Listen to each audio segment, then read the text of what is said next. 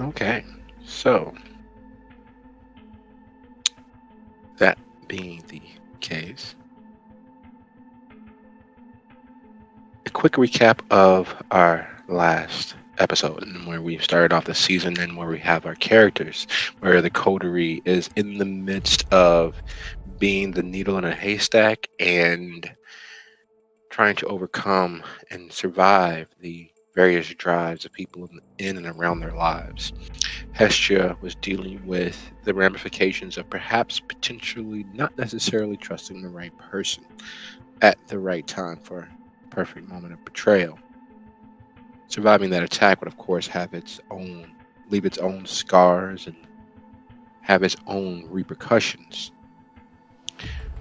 Lucio and Alexander lost in a portion of the many miles of pedway beneath John H. Stroger Hospital, the county morgue, and its various connective tunnels that lead off into the darkness.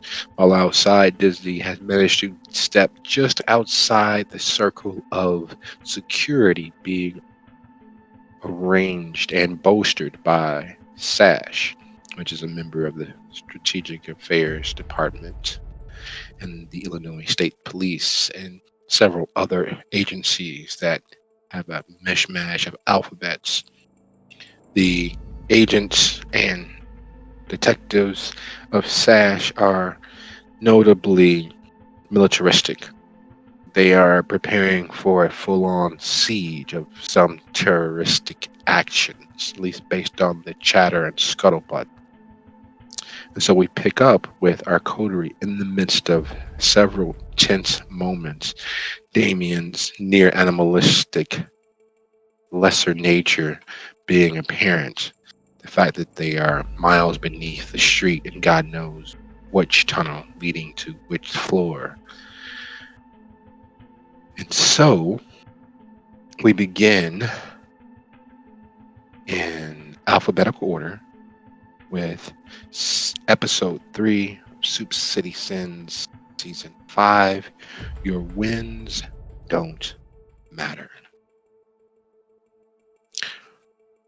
The dampness that is covered, well, had been covered by the near nose burning chemical stench of the cleaning agents and the frequent use of people, the warmth that the human body brings with it, hides the fact that hid the fact that these tunnels, these pedways, are in fact subterranean. That these tunnels, if not properly lit or frequently used, have a chill to them.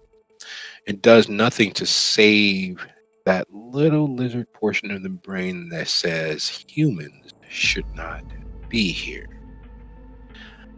Tons upon tons of concrete overhead, and then Dizzy's text. What, if anything, is Alexander's decision, being as he is the guide, the light for Damien and Lucio? If he separates too far from them, their obfuscation, their invisibility disappears. So, which path, which action will he choose?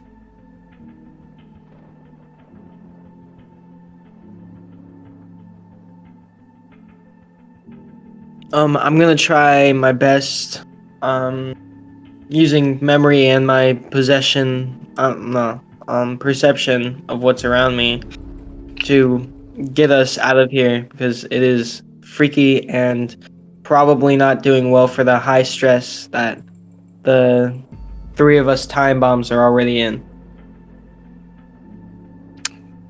Okay.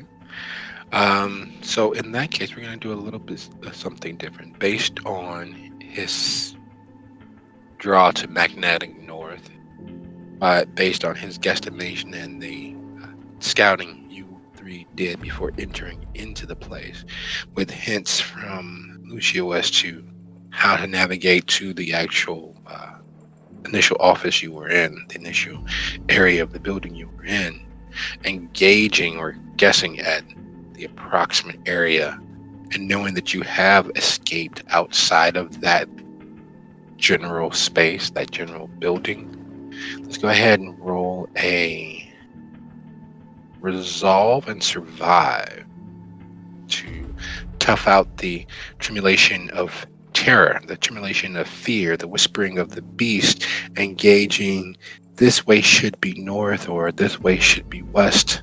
There should be stairs somewhere.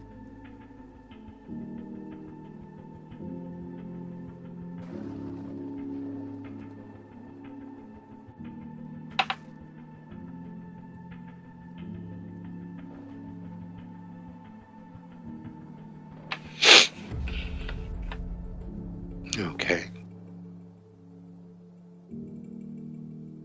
So you see that Alexander is, you feel more so than see, as he is just outside of your natural perception, that Alexander is swallowing back those energies and attempting to guide, force you all surface side to get you free of these overwhelming and a little bit oppressive pedways.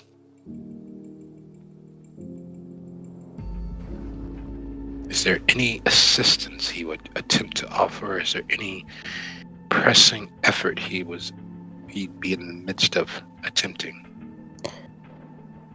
Am I able to whisper to him without breaking the cloak the gathering? He seems to be all whispers when communicating, so that should not be outside the pale. Okay. Alex, I got an idea.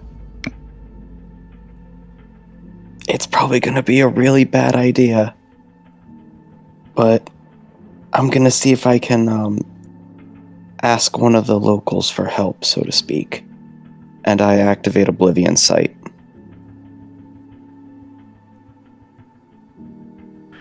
Alrighty. Okay, Well, let me know what you find.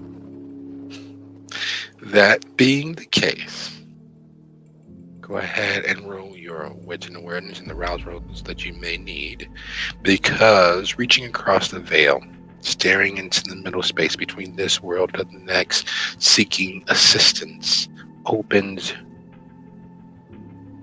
paths, opens lines of communication, which, while the purpose and the goal doesn't necessarily mean that what you hear, what's communicated to you, or who steps across the veil is something you'd love in your presence. Oh. The world turns away and you realize that for all of its reputation as a vaunted hospital, that there are deaths happening in John A. Schroeder literally every 4 hours. There are bodies with souls slowly ebbing away, being delivered with an alacrity and rhythm that would make most people's heads spin. There are literally lines upon lines of formerly living souls tracing and travailing across your space. It's literally as if you stepped as a tourist into Grand Central Station. The number of souls, both young, old, and God knows how old, moving through the space. Many of them not quite aware that you can see them, as most can't, but a few wily spirits amongst them catch sight of you, catch sight of your paying attention to them. One such spirit, this gentleman looks roughly in his mid-20s. He's wearing glasses. He's medium complexion, short, well-kept hair. Looks like he just freshly stepped out of the barber's chair. Both his lining and his beard immaculately coiffed and couturied. His clothes looked like something you would have seen in the highest of fashion magazines circa mid-1985. And he saunters over with a rock and a roll to his swagger. And unlike most ghosts, unlike most spirits, that are of the recently deceased. He speaks. Well, look at. Look at you, half dead. What can I do you for? Ah, a volunteer. I was hoping we could get someone to show us the way out, so to speak. Well, that's easy. Slit your wrists. You don't have to worry about the walls.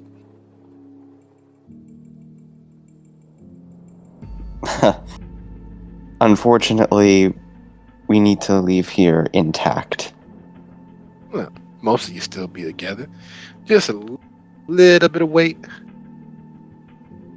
But for a favor, just tell me I can go with you. And I'll help you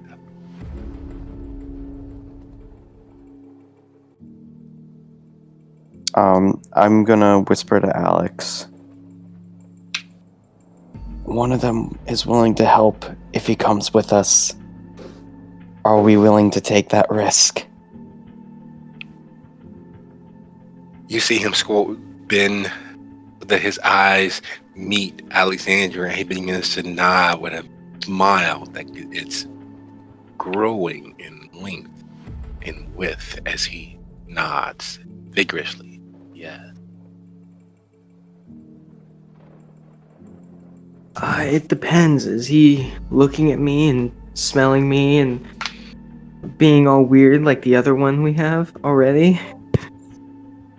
Nope, he's just smiling and nodding. He is looking at you, though. Of course I'm looking at him. Look at this one. You'd think that sons of the Hashashin would not be so pale. I thought they got darker with age, not lighter. This is nice. It's a nice model. You guys are upgrading all sorts of things, aren't you? You seem to know an awful lot about us. Hell, I've been around long enough. Got enough time to watch all of you that traipse through here. Especially that little crazy one. I don't like him too much. Things being as they being, I can't say all that much. Hell, God knows I've done my dirt. Yes, I took your name in vain. You got a problem with it? He says as he stares skyward.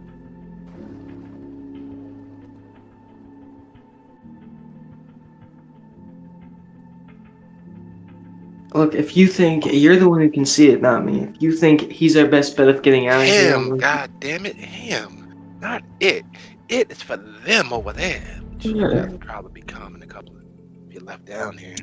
When he points past your shoulder, you notice there in the crowd, moving from one to the next, attempting to pull and claw and rake at the spirits around them are the best way to describe them would be tall, eyeless gremlins.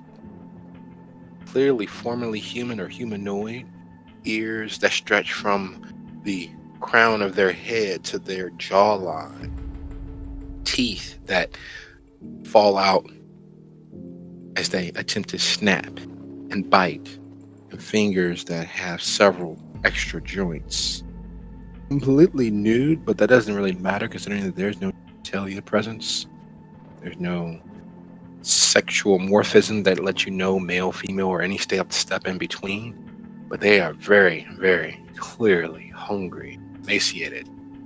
It'd probably help if they actually had a stomach, but they don't seem to notice that lack. I respond to Alex. He's definitely far from the worst.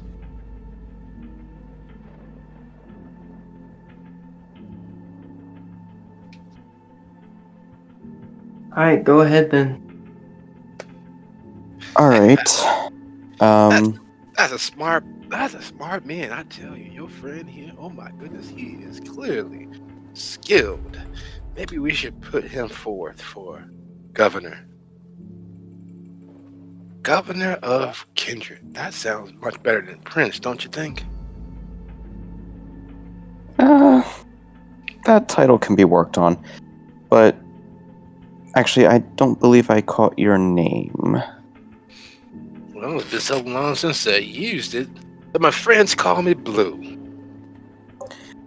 Well, Blue, you can come with us if you show us the way out. Excellent, excellent. Shake on it? Why don't you go ahead and shake a poor sinner's hands? I do it. I shake his hand as well as I can. He extends his hands, and it's strangely real. There's a warmth to it that shouldn't be there. It's as if you stuck your hands in fire, but you were wearing a flame retardant material. You can feel that there's heat there, but it doesn't burn you, though you know that it should with the amount of heat you can feel. And as he shakes your hand and you shake his, sealing the deal, there's suddenly a coin, a $50 to be exact, sitting in the palm of your hand.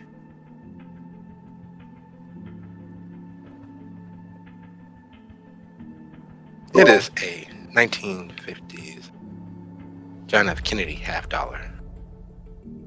Except for the back has a building that you've never seen before in anybody's capital.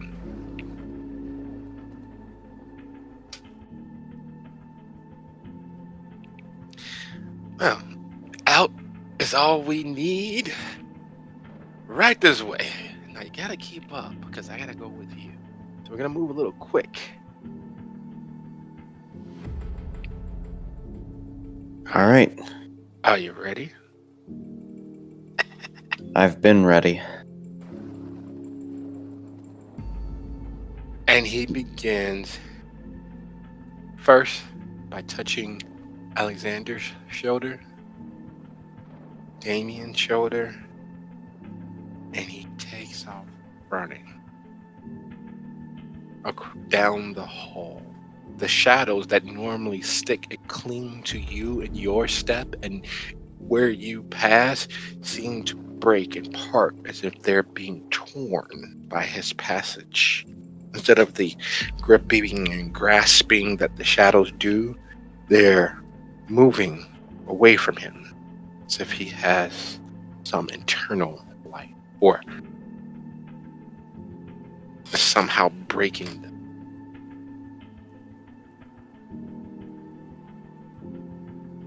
He stops at the end of the hall. Are you coming or not? Now you know, based on how Alexander has moved you all, that moving so quickly clearly is not something that you all can still remain as you are. The decision now is to either force him to move slower or to keep up. What are you guys going to do?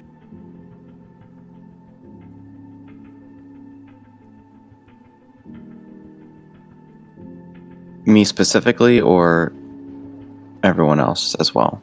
Everyone, you guys are a unit. You're a team. Getting out of here is something that you guys are attempting to do together. Or you can leave them behind. Alex, want to risk it? I mean, the whole point of taking the headways instead of the front door was to try to be careful, but... What's the spirit thing say?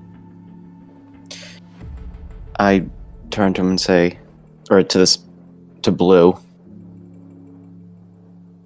I'm hoping that discretion could be part of our deal here. Yeah, you don't get it. If we stick around, our deal means that you get stuck here with me. I'm leaving with you, which means we need your speed to avoid them. And he points because as you see, once with the coin in your hand, you actually get a chance to see that there's not just the 3 or 4 you saw in the crowd. They are literally skittering across the ceilings. They're literally stepping out of the shadow and seem to be multiplying the closer you all get. Speed is definitely of priority here. Let's go, Alex. Oh my gosh, can I can I use a blink in conjunction with anybody else, or is that not a thing I can do? That is a good idea. You could actually lift easily one or more of them. You have to pick who you're lifting, who you're attempting to carry.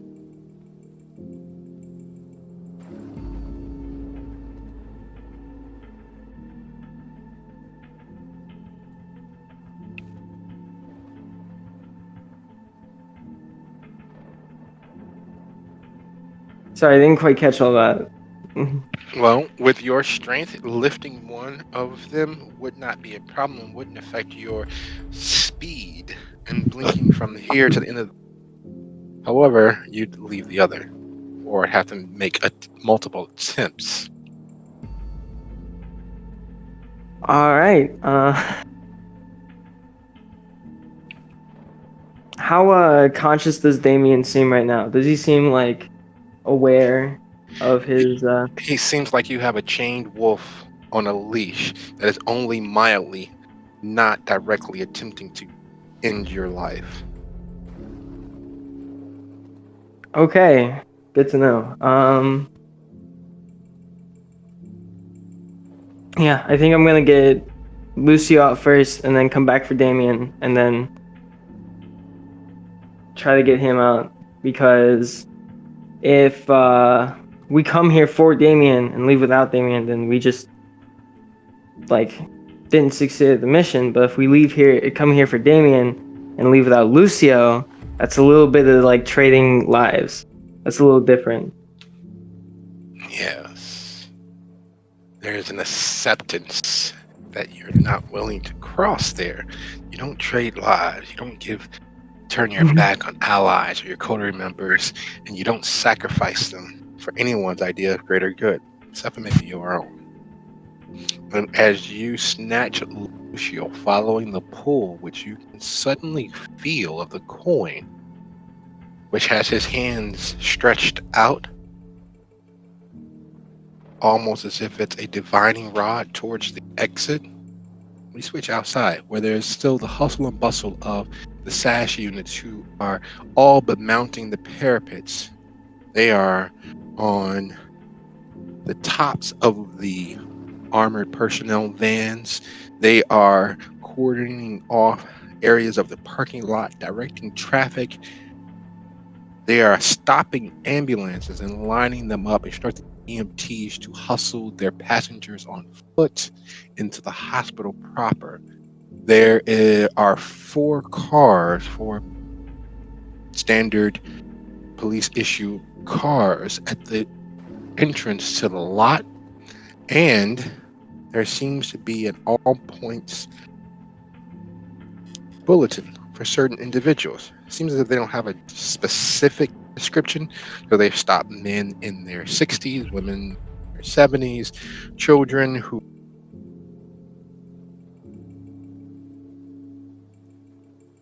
are only looties, and they're literally giving nearly everyone the once over.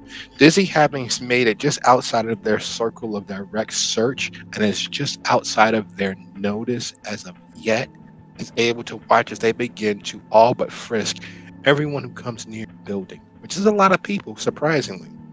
Again, John Stroger, for being a county hospital, is one of the state and region's best hospital if they are considerably overworked and understaffed. There are frequent visitors with all sorts of ailments, from jammed thumbs, sprained ankles, colds, and various other ailments that you would normally go to a clinic or a doctor's office visit for, that come here. Now, watching this hubbub, this hullabaloo, this pell-mell, what is Dizzy's first attempt? What is she going to do?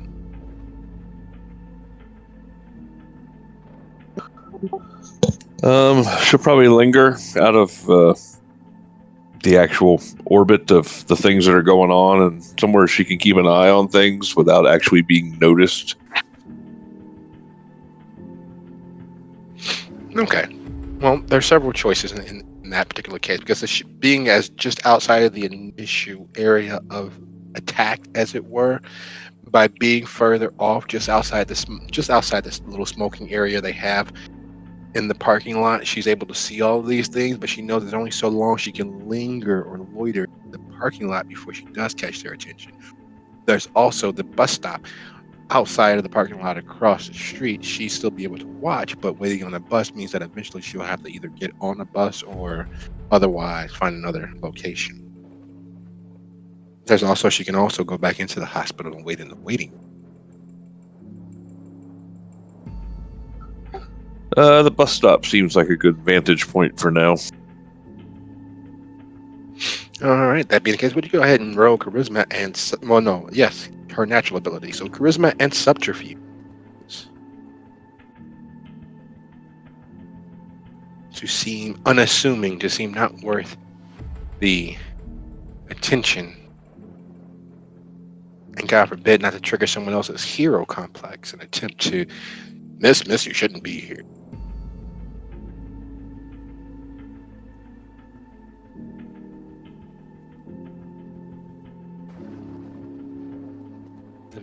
Oh, that's the capital V. Just a lowercase v. There we go. Oh wow. And That's a beaut- social invisibility at its best, moving counter to their natural gaze, their natural scrutiny, and blending in with the 3 or 4 people who are waiting at the bus stop. Dizzy is able to watch as this is literally a red alert situation. They are hyper focused and aware. There's several questions that pop into mind. One, there was no news blitz of anything noteworthy. And 2, there was nothing that came streaming across any or internet news sites that have notifications that Dizzy more than immediately aware of.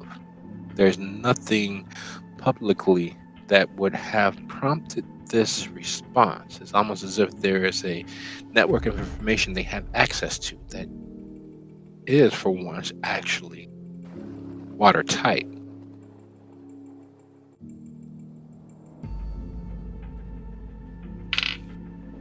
Would Dizzy attempt to find that information? Would Dizzy attempt to reach out? Now that she has made herself semi-unobtrusive, she probably send another text asking where they are. All right, sounds like a plan. Go ahead, send that in open play, and while Dizzy is composing her text to her coterie members, she in turn receives a text. Just a couple of question marks.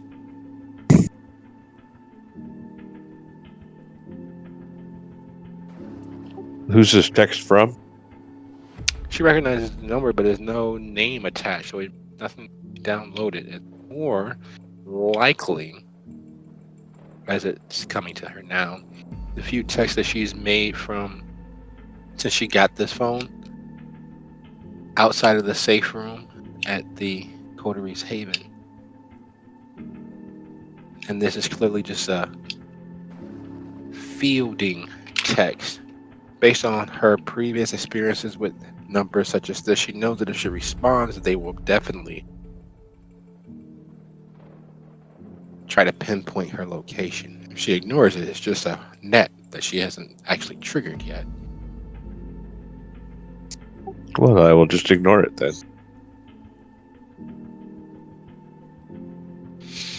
All right. So, as Dizzy fires off her text and watches as John Stroger looks as if it's preparing to hold off the Russians from Red Heat or whatever that movie was, Gold Rings and all that. It looks like the town is being beset and bombarded by the Bolivians and the Russians and God knows who else. As your death happens, it's the ticket price, it's the admittance to being a kindred, but it's also something that, without any real exaggeration, is a constant for kindred. Even those such as yourself who do everything they can to never cause another's actual death. A little blood to save a lot of lives is it's not a large cost to pay. But here before you is the corpse of Aiden. You can actually say that now with all surety. The spark of life and half death that he existed in is no longer a thing. Between that and the attempt at sabotage and the overwhelming attack of Sylvia, death is a real specter hovering over the haven. And with the lives that have already been lost here, not just those caused by the coterie or affected by their decisions, but the lives that have been lost here before the haven was actually the haven, before it was a hospital, hotel, before then when it was just a settlement, before then all of the lives lost that all but consecrated this ground to something special and made it the nexus point that it is.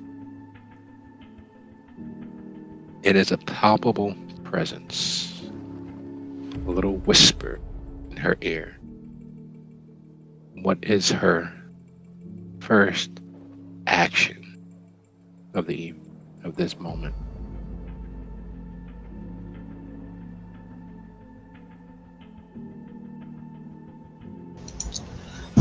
Once it's really clear that he's gone and there's no bringing him back,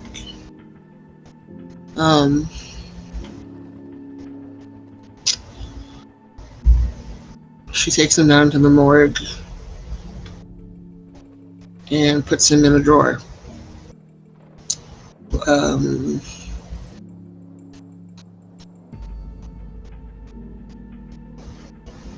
The reason for that, basically, she wants to wait until the others have come back so that she can explain before anything further happens.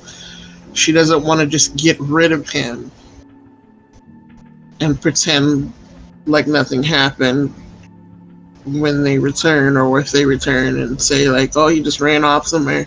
That's not what she wants. So she knows it's kind of maybe a little bit her fault, or feels like it might be her fault. So she's gonna put him away for now and wait for them to come back and then explain, show them both Sylvia and Aiden and her plans from moving forward and the help she's going to need from them once she heals to not storm the Chantry House, but more like make her presence known at the Chantry House so that she doesn't have to go in alone. Okay, go ahead and roll composure and awareness for me.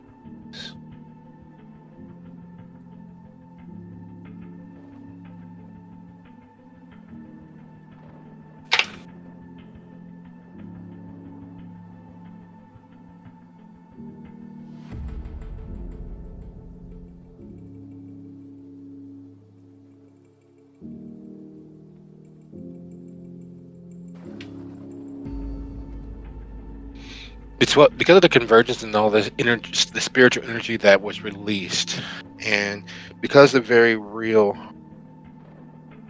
energy is released upon death, and because of the fact that Hestia for a brief glimmering moment hovered on that line, that small golden silvery thread between this world and whatever happens afterwards, there's excess energy about the haven. There is excess power about the haven. It takes a forced effort on her part to not see the myriad of things and energies and spirits around her. Those spirits of the world that never was, those who have recently left this world, and all states in between. The last time Hestia was here was such a huge excess of energy. She met an actual will worker and an actual maid who she invited in and was scared off by Simone. The last time this swirl of energy was anywhere near where it is now, all sorts of spirits made their presence known. This moment, however, is exponentially greater than, and such. She hears Kieran. There is a way to respect the dead. There is a way to honor what has come before. There is all sorts of paths that you can take to protect what we cherish. I'm not sure that this is the right one.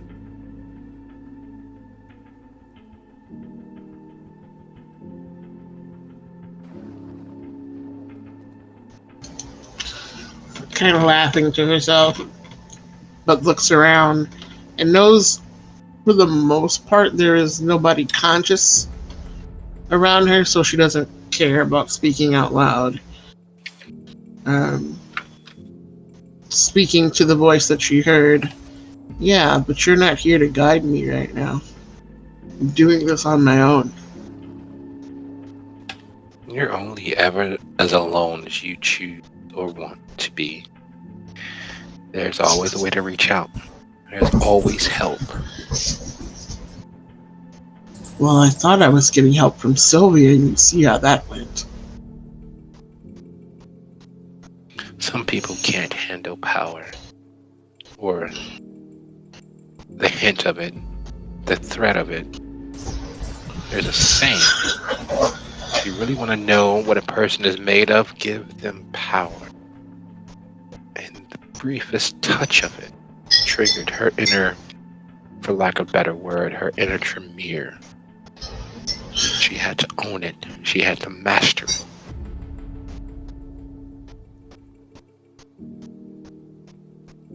It's funny that at my most bestial and slipped of leash that she found me the most Tremere. And what does that say about us? That in seeking to know the mysteries of the world, we create one in ourselves. That we are self-delusional as much as we seek knowledge. That as knowledgeable as we attempt to be, as seeking power, the more we are swayed by it.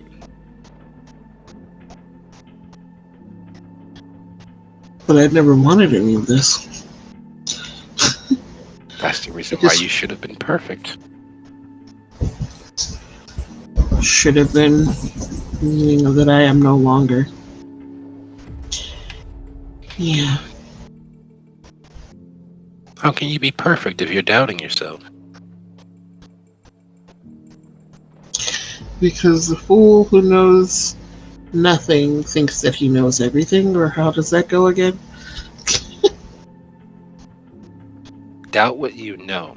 Never doubt yourself. Everything springs from there. Question what you know. Don't question yourself. What do I know right now?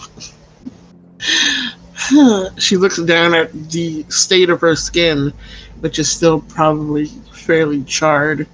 Still at 3 hunger. Can't really chance going out to feed right now. There are 2 bodies behind her. It's just... You know that ice is cold, fire is hot, up is the opposite of down, and that the world will keep spinning whether you're on it or not. You also know that your greatest strength is your allies. Your greatest power is your ability to question and perceive. You know that as much as you are aware of, there are hundreds of thousands of other mysteries in this world and the next. You also know that cell phones work. She smiles.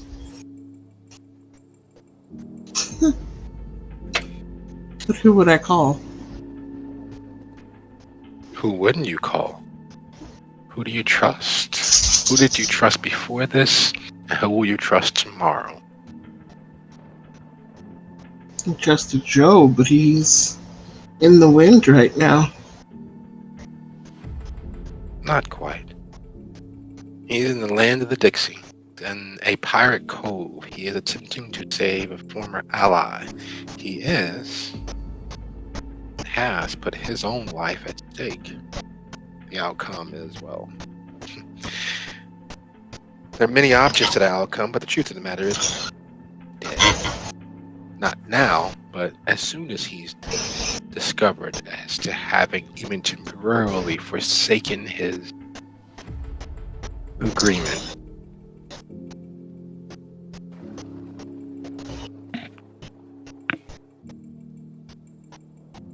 How do I keep that from happening?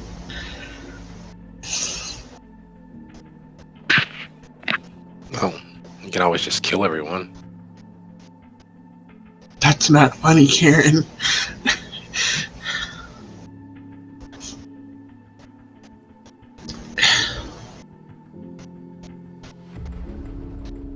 Gaining more allies doesn't mean you have to gain more friends. Just because you don't trust others doesn't mean that they can't come to trust you. And this was a beautiful step. Perhaps the wrong person. Oh boy, wrong person. Okay. I never liked her.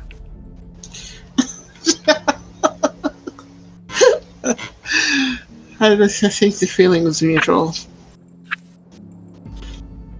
She was always too jealous for my own taste.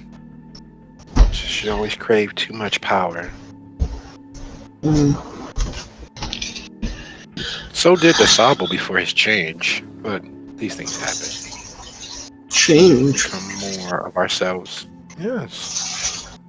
Think back to the Sabo you knew. How angry he was. Think back to the Sabo you knew and how he told the line of being such a great and fantabulous, sycophantic Tremere to his maker, Nikolai. Think on the Sabo that was, and think on the Sabo that is. Huh. And if I were you, I'd make sure that my coterie knew just how bad things have gotten as quickly as possible.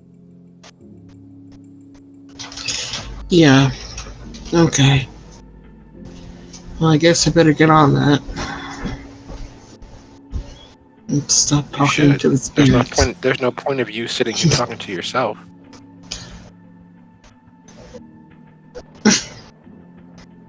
You're not sure when you sat down? Last you were standing over the drawer after getting Aiden safely inside. How you're sitting at the table on the opposite side of the room, you're not entirely sure. And speaking of not entirely sure how you got to such a place so quickly, Lucio, you're standing at the stairwell that leads up, and Alexander has stepped away. You were suddenly in the pedway, and he moved with such speed that the world blurred past you, and you're standing in the stairwell. Blue is scratching his head. I said keep up, not run out past me. And Dizzy's text hit your phone.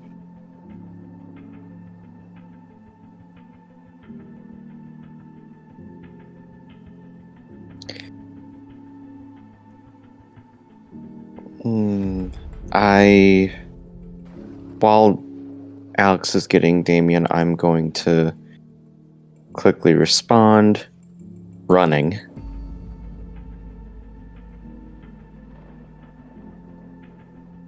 You hear voices up above you, about 2 flights over your head. You also hear the staticky, murmured mobile that everyone and anyone who's actually been a police officer at any point in their life a emergency situation knows by heart is that muffled that you hear. Know that while this is the out, there are others who may have other ideas in that regard.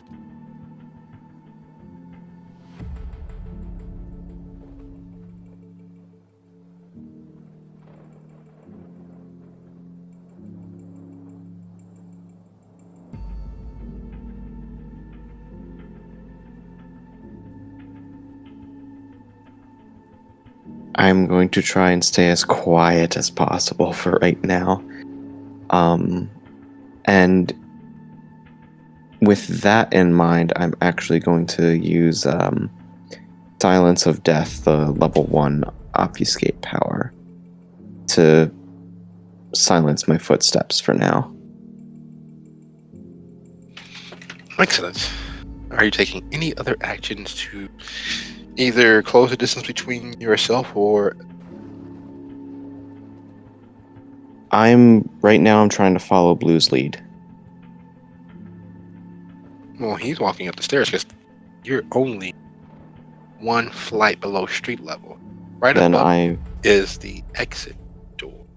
Then I will follow him.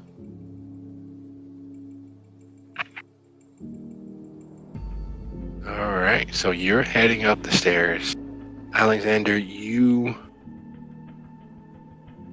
have been in situations where your speed, your strength has been your only saving grace.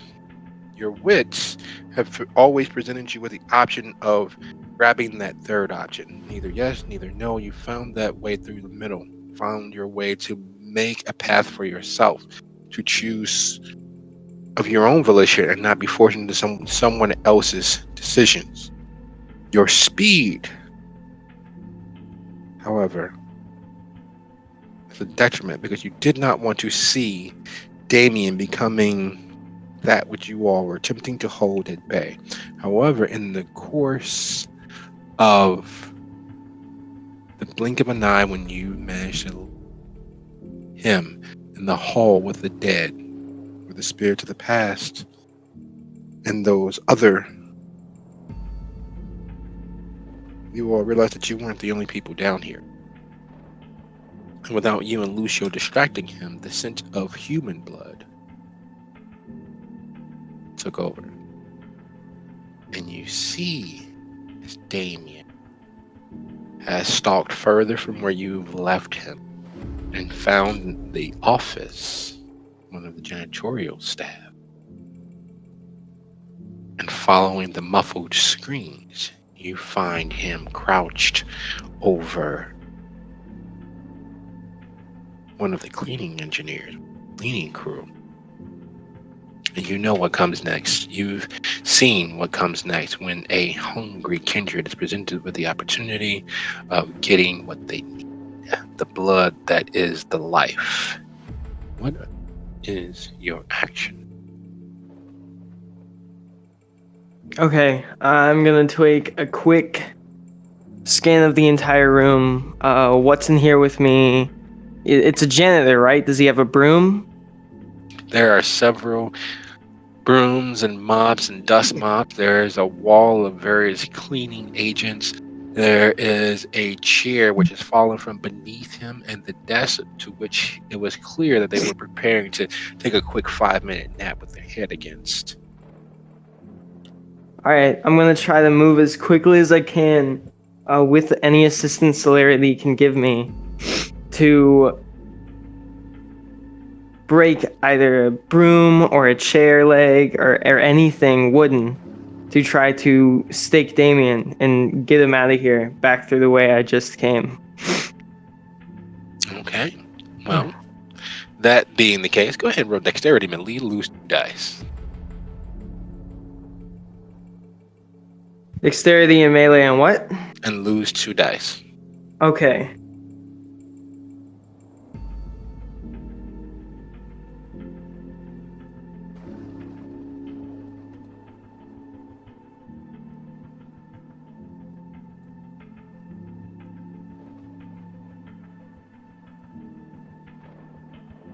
Oh, that's not good.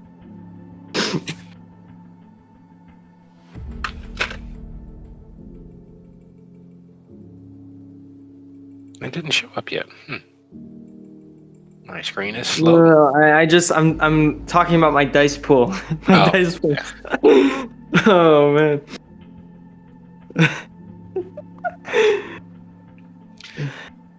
With the speed of thought and the dedication of intent to save a life or to keep Damien from crossing a boundary which you're sure he had in place for himself, considering you've never seen him feed on anyone or anything save you and Lucio, you snatch the near at hand broom and snap the end off, driving the stake through Damien's back. You know you missed the heart by the simple fact that you crunch against rib after rib, and he whirls on you, snapping the rest of the broomstick, leaving you with just about 6.5, 7 inches of it left. His fangs extended, saliva, soaked saliva flying from his, and a thoroughness behind his eyes, which lets you know that Damien has been subsumed almost completely by his beast. Speaking of horrific, Dizzy, as you realize that with Lucio's text that running, there are several things that come to mind. If they are cordoning off the area with them beneath in the pedway, most of the exits would be covered by police officers, if not actual SASH units. If they are preparing as much as they seem for all out warfare or some terrorist action or some siege, then paths of egress not only here are street level, but the building itself and where those pedways exit would be covered,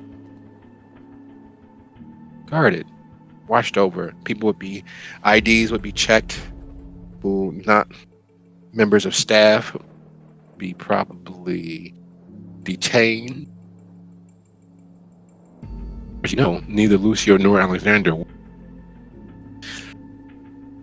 hospital or the coroner or the medical examiner's office.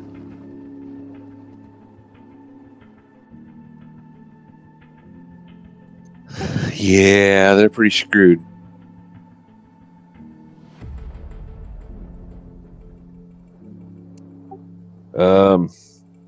I will send another text asking if they know where they're coming out.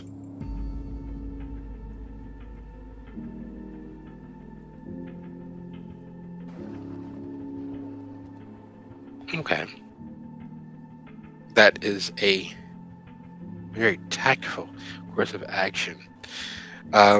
It gives you time to kind of analyze the situation here. There are at least 3 units of tactically minded combat veterans of some sort, cordoning off the area, restricting movement, and spurred on by some mysterious intelligence.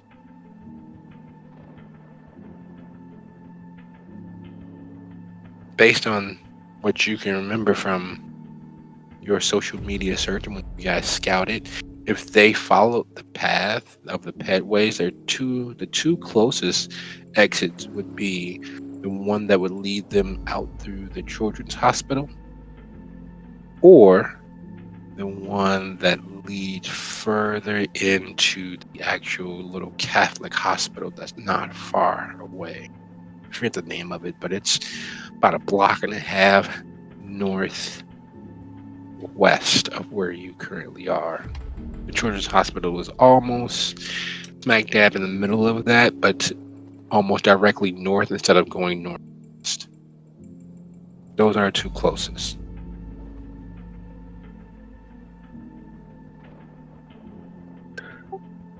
All right, well, I'll get up and pull my hood up and try to look unobtrusive, hands in pockets, and try to figure out a path to get to one of these exits.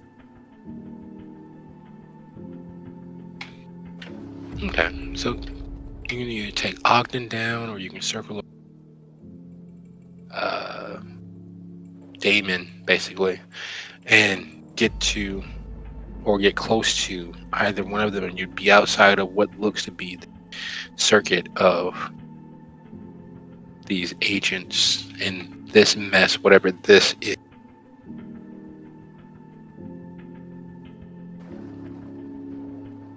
Be so kind of just go ahead and roll wits and insight.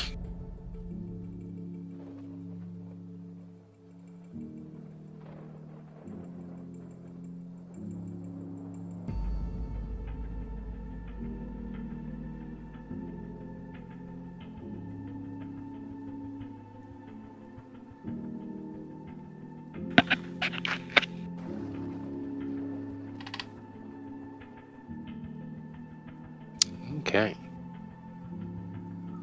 And a willpower. And it didn't help. Oh, but 2 successes. You know for a fact that as long as they've been down there, that they've clearly already passed the children's hospital. So it would take you roughly 6 minutes to get there. They've been down there roughly about 15. So even if they were moving at a snail's pace, they're clearly past the children's hospital. How many witnesses am I going to pass getting there? Because I can definitely improve on 6 minutes if there's no one watching. Well, typical Chicago street late at night with clear-cut police or law enforcement agency being highly active. You get quite a few looky-loos and breaking out cameras to watch whatever's going on at exposure. But with a little luck, you can move just outside of your fastest speed by seeming to need to be somewhere. You are socially invisible based on your previous role. All right. Well, without breaking the masquerade, I will get there as quickly as I can. Okay. As you make it to the Catholic hospital, you're gauging where the headway exit would actually be.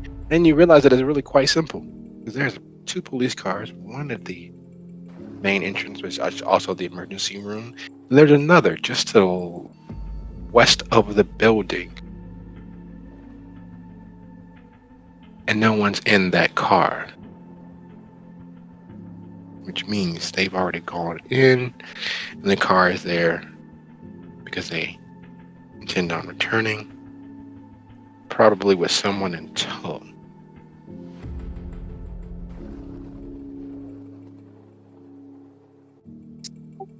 All right. I'll watch that situation for a second.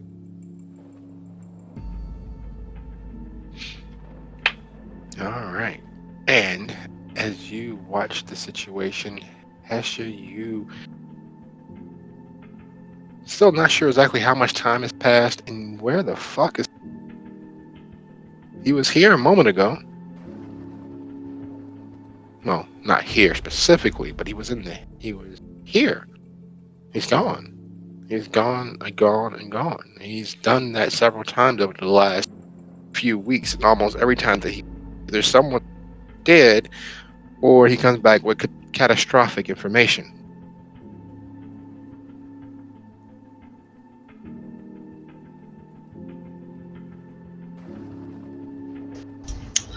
There is a deep, suffering sigh at the thought of that.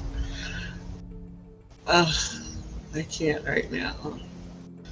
So, texting Clyde first, and I guess I'm going to have to type it somewhere. Just let me know where to put it. Hey,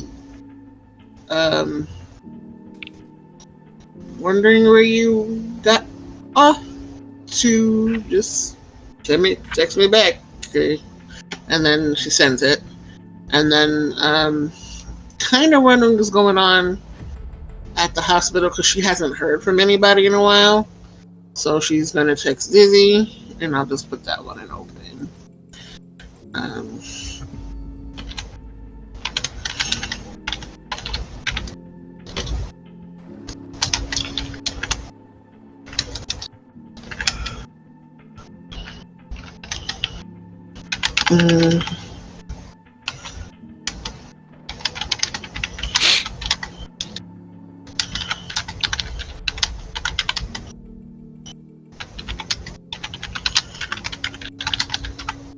As she's texting, she realizes that the wealth of information has been bombarded, that is bombarding the very haven with the energies released from the convergence, with energy from the dead, with her speaking with Karen, with the time lost that she has, that something is there on the tip of her tongue that she's missing, some word, some fact, some truth that's just outside of reach, that's right there in front of her.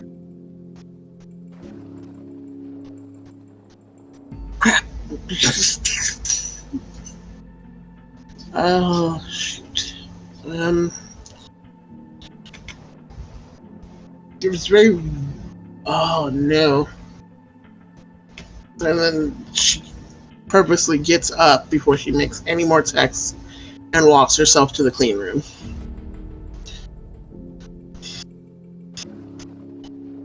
Entering the clean room, which is a glaring reminder of whispers, is a glaring reminder of the coterie she's lost over time, a glaring reminder of Karen being very much lost to her on a typical standard day. The fact that Jonathan is in New Orleans doing whatever it is that he's doing there. The absence of whispers hits her because her headache that's normally in place, even lightened as much as it has been with what happened with Sylvia and what happened with Aiden, there should still be that tingling throb, that mild disorientation, because whispers has not been accepted inside her. With her words being turned inward as they are, she should still feel that pressure. But she doesn't. She doesn't feel any pressure, not Clyde's presence, nor the pressure of whispers being inside the haven, inside the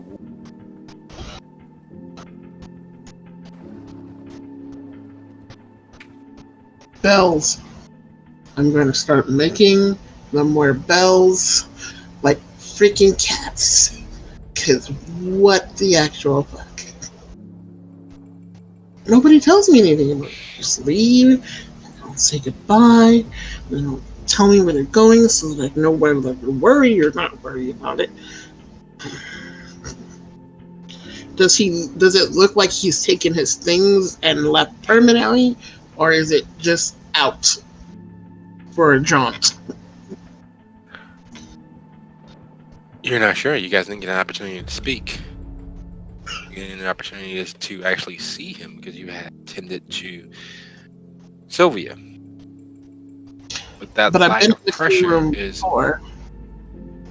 yes, and the clean room is as it was. He had set up a separate pseudo haven just at the edge of property to tend to his rats. He was within inside the circle of the ward's protection as little as a half an hour ago. Now there is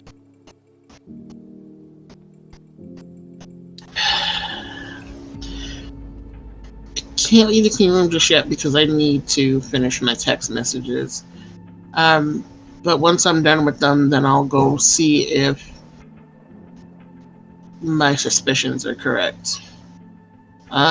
Next text message. you send another text to Dizzy, and as you're getting ready to hit send, there's a text from Gabriella's number. The text is actually a picture. It's a picture taken from. It's clearly a picture taken from some black and white security camera, i.e., the sort that would be in an ATM or one of the street cams. Based on angle, it's clearly one of the street cams that the city's placed all over the place. It's John H. Stroger looking as if it is, in fact, somewhere on the west bank of Jerusalem. It is fortified and armed with men and women in SWAT gear, long rifles. You count at least 2 armored personnel vans sitting there There at least a car, maybe two, sitting in the street at the edge of its property line, flashing lights of the Chicago police, and there are 17 different question marks and exclamation points. The question really clear. What the absolute fuck? That's that's what I want to know. Oh, great. Ugh. I text back. Wow, that's overkill, but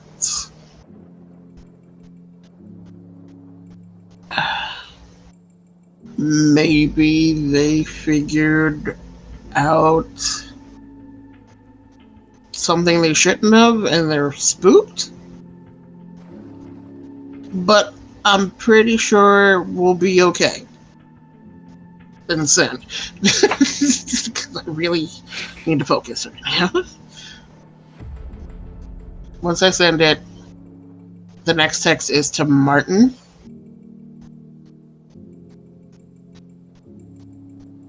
Hey, I know we didn't end on the best terms, but I was hoping you could get me in touch with somebody. Let me know. And then I leave it like that. And the last text is to Joe.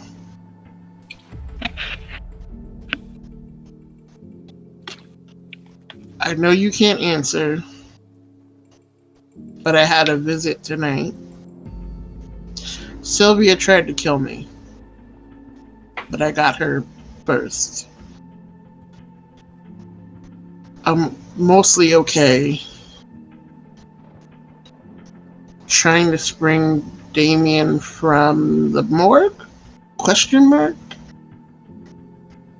I really wish you were here. And then I send. Alright, lots of communication. Very nice. Switching. As you hit send,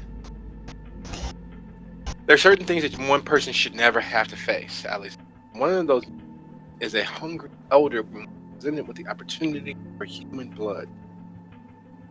Your Vitae has managed to get him up and mobile, but not fully back here. And the opportunity for getting blood, the oil that keeps the wheel of unlife moving, is very nearly irresistible.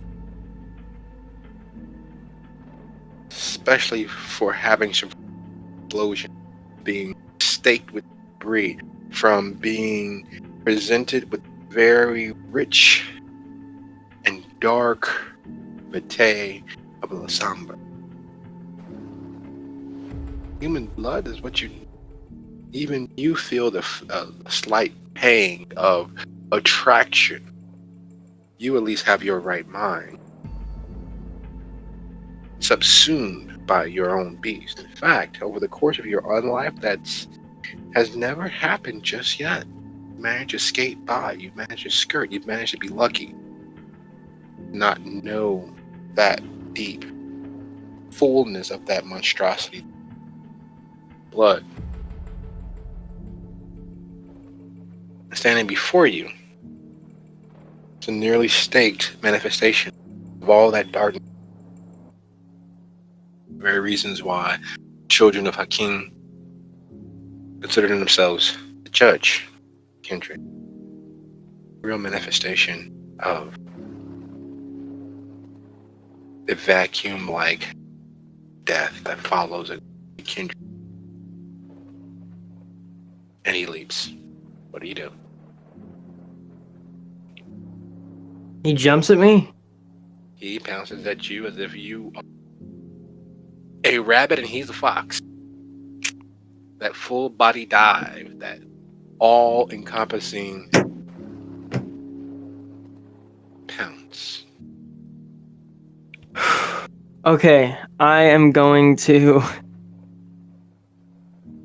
as a quick preparation and self-defense, mechanism try to activate corrosive vitae.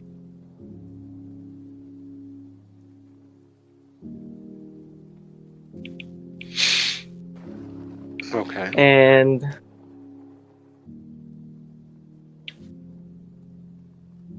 if I can do anything else, try to put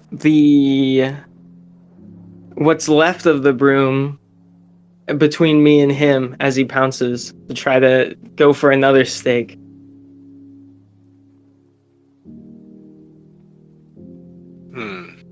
Two actions at once. Let's settle it with one single roll. Be so kind as to go ahead and roll dexterity and. So I didn't quite catch that. Go ahead, roll dexterity and melee.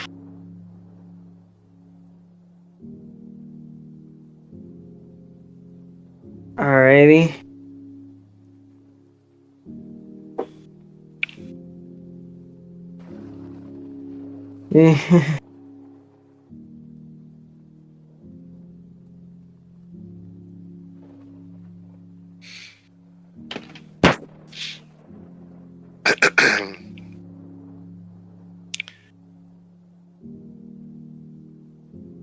There are moments in one's life when victory seems and assured that the right path seems so glaringly obvious you feel as if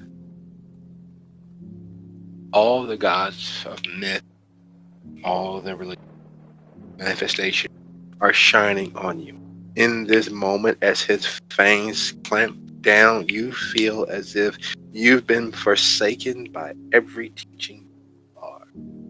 Because his fumbling attempt, his pounce, was, while quick, while fast, as graceful as a flying water buffalo, was lumbering, was just mindless aggression. He should have missed, but taking a moment to turn your very potent vitae into acid and summoning the power of the blood caused you to mistime that lumber, faltering, animalistic pounce. And in doing so, you find yourself and at a loss. You feel fangs connect. You feel the claws and fingers grappling for purchase, and you realize that this was one or anything else, death would be the most beautiful kindness possible.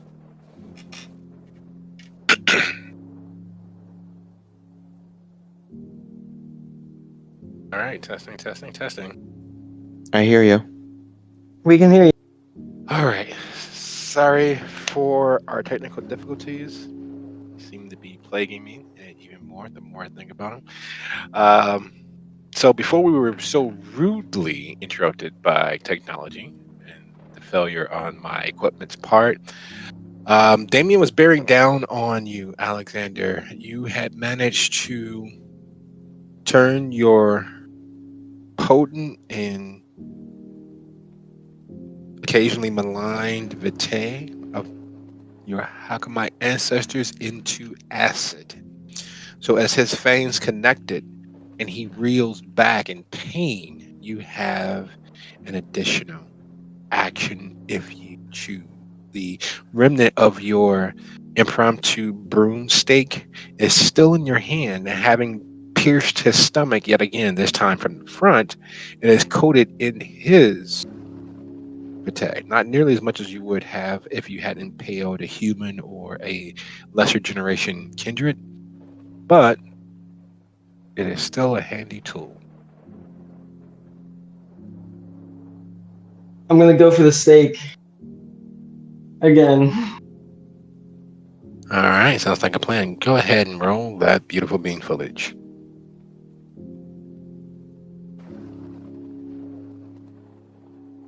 Or what? Sorry. Dexterity and melee.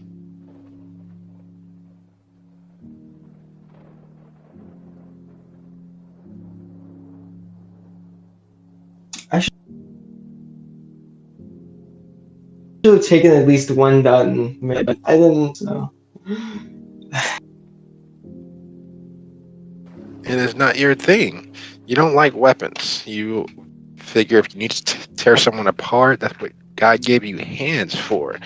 And if you need to tear someone apart, that's why being a kindred has its benefits and its privileges. Unfortunately, as you go to stake him in his wild flailing as his throat is set aflame from the blood that from the vitae that he attempted to take from you so that he could have his way with the human, his flailing knocks the broomstick across the floor as he wails wildly, so much in pain that he has not even bothered to remove the stake that the broken piece of broom that you shoved into him previously. And while that's happening, Lucio, the two officers above you seem more content to bitch and complain about having such a ineffective reason for this all hands on deck. Like there's no reason for any terrorist or gang or mob or criminal organization to be anywhere near John Stroger. It's unheard of. There's nothing of any real value there. They don't even house any actual top line medical equipment there in the hospital. It's good stuff, but realistically, there's not much of a market for medical equipment to begin with, let alone medical equipment that's so often used. It is one of the busiest hospitals because of, well, even with the Affordable Care Act, most people can't afford doctors. So are these people on the stairs, or are they like behind doors or something? They're on the stairs, and you can peeking your head just a little bit above level, you see them there bitching and complaining and doing something that they probably shouldn't. They're actually sleeping in the stairwell because while it is for most Chicagoans, a relatively nice night, it still is just about freezing. It still is just about 34, 35 degrees.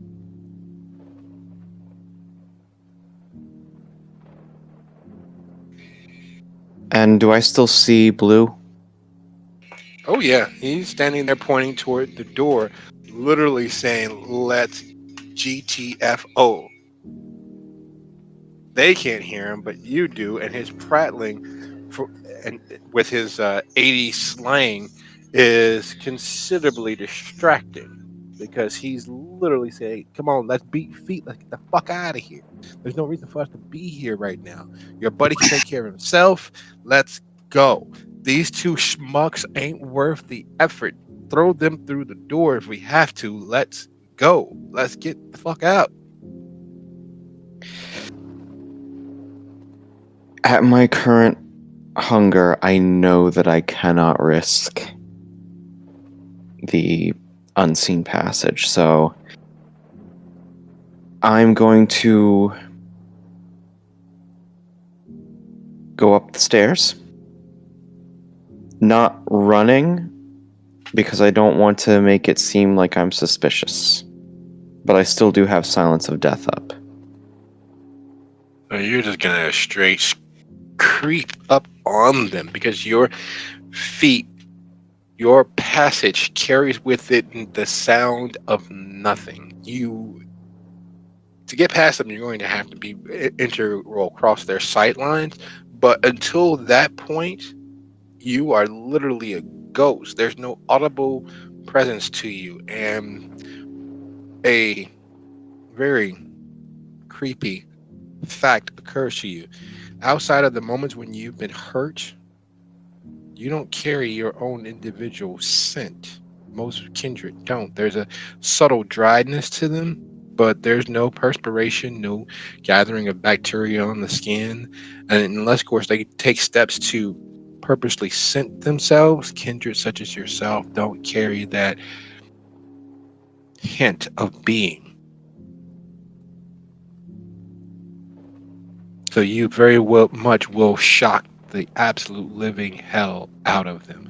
Are you going to attempt to remain completely silent until you get there, or are you going to try something? Anything.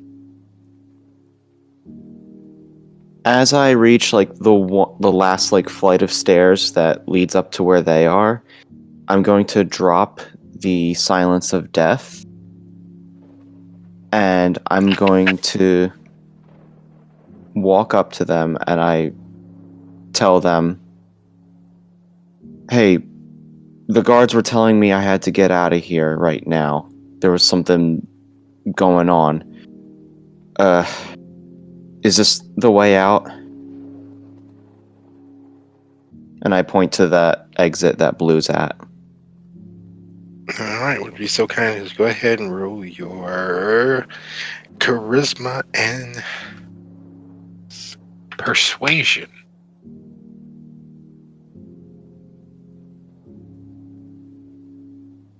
Oh dear.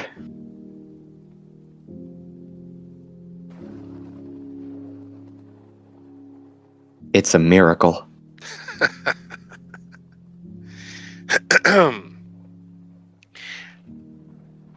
And as they turn and take you in, there's nothing specifically about you that stands out as notable or worthwhile. You don't look like your typical terrorist or gang member.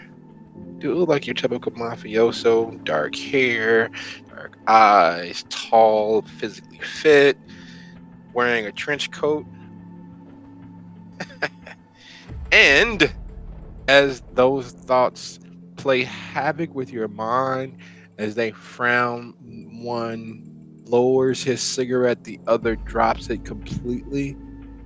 Dizzy, you've watched that police car, and it's clear that whoever those officers are, if there's more than one, that they are inside that building, probably in that exit that's right there, not far from it.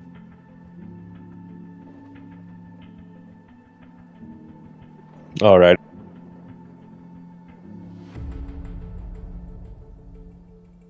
For such secure building or relatively secure building, there's not many security cameras on the exterior of the building. There's one you can see watching the parking structure, which is almost connected.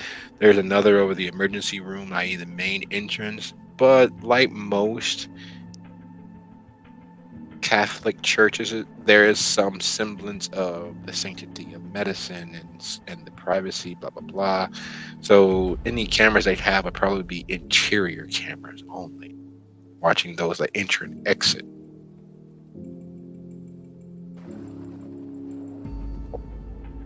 Alrighty. But I can't actually see these cops. They're in the building, right? Correct.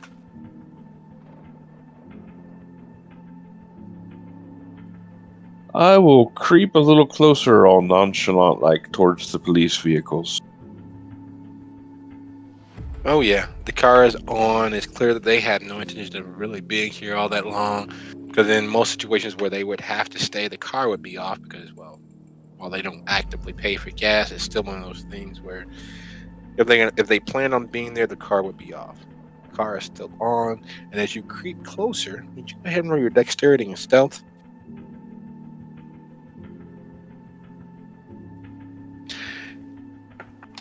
You manage to skate past their attention because it's clear that they're inside doing something they probably shouldn't. That you see billowing puffs of smoke exiting their mouths and hanging over their head, and you see a tall, dark-haired individual who you know can turn into a shadow monster, who can become something out of someone's nightmare.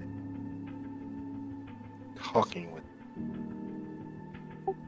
Okay, I'll keep an eye on that for a second. Does it look like it's going well for him?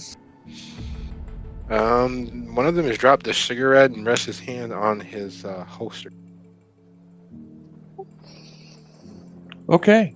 How many people are out here on the street with me? Within sight line, maybe one. The guy. Well, you're not sure whether it's a guy or not, but the rag covered, very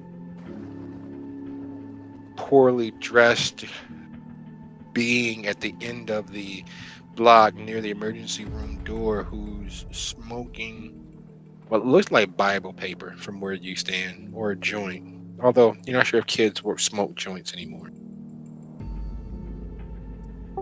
All right. Well, I'm sure I'm going to get a lecture later from at least Hestia, but stupid situations require stupid solutions. So let's steal a police car.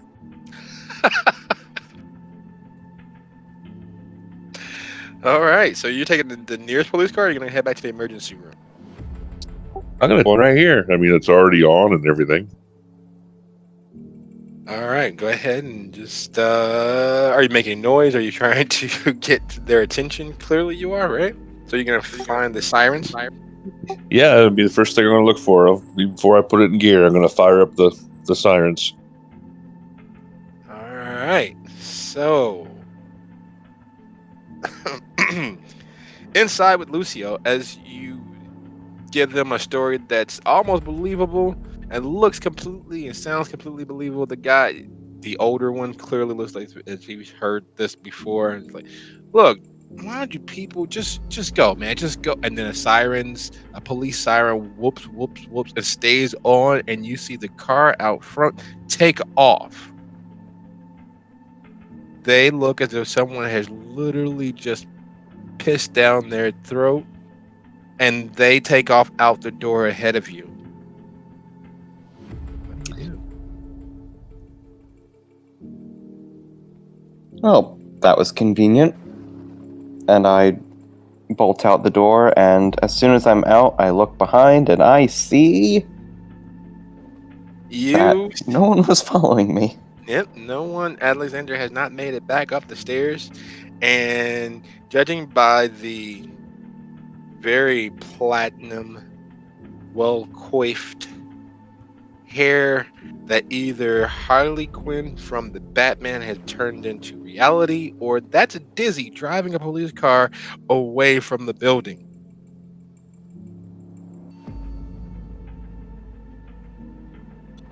I mean, I'd wave, but it's not convenient.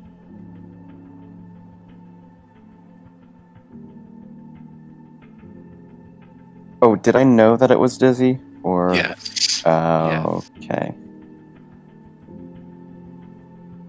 And she's gone, right?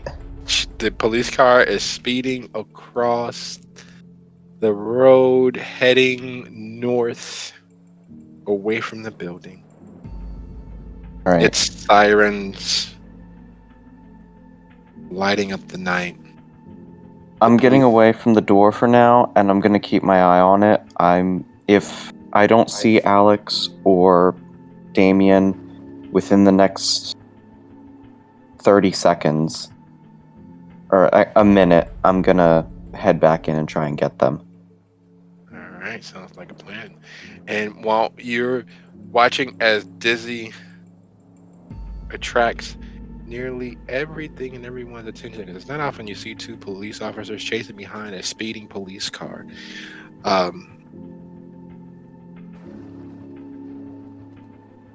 Actually, your texts have all gone out. You, as expected, don't get an immediate response. The response you do get is actually from Martin. And it simply says, no contact, and in all capital letters, POLICE, here. There is a very face, but she does as suggested and does not reply to that text message. In the meantime, the last text she got from Dizzy, she replied to, and not getting anything further back from that, there was a thought that came to her before she left the clean room. Texting, what was the hound's name? The girl? Gabriella? Gabriella, yeah. She texted Gabriella back, wait a minute, how did you get this footage? Are you still in the clean room? Yeah, I didn't leave. As I said, it caught her as she was about to leave. Like the thought Okay. occurred to her as she was about to leave. Okay. Well, and as you send that text, the text from Gabriella, unlike most other kindred you deal with, is almost instantaneous. Backtrack, Trace. You're in a hot area.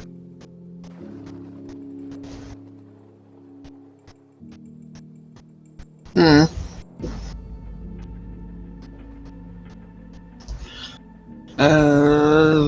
Shoot.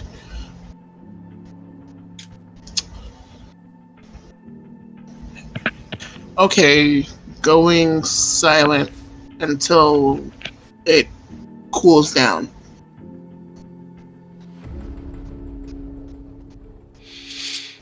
Go ahead and roll your intelligence and technology.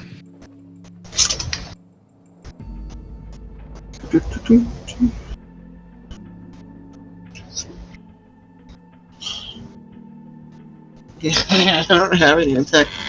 Yeah, I should have picked that one. I don't even think I need it. Smart at everything else.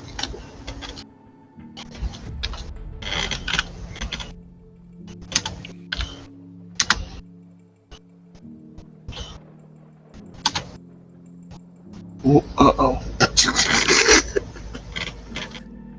6 years ago, right before you met Clyde, you had the unfortunate pleasure of being the subject of surveillance. This isn't your first time dealing with something like this.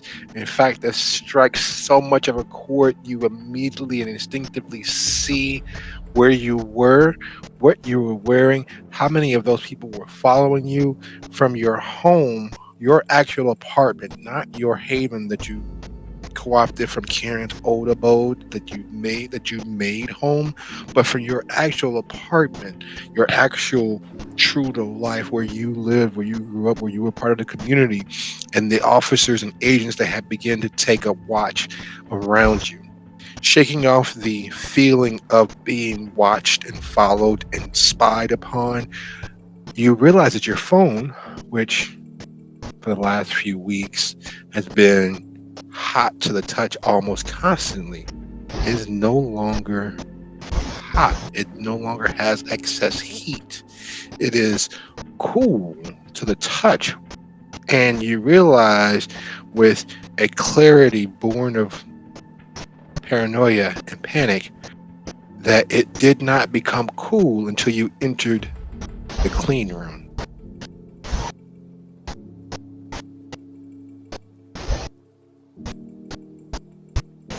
You most assuredly, your building, your phone, God knows what else is being surveilled by people. Probably that van, most assuredly that van, but more than likely it would take more than one Trojan horse that they call these new programs and applications to cause your phone to have a physical reaction to it being a security being broken. There's more than one entity, more than one person, more than one program, more than one organization who has locked onto this location all the technological devices inside.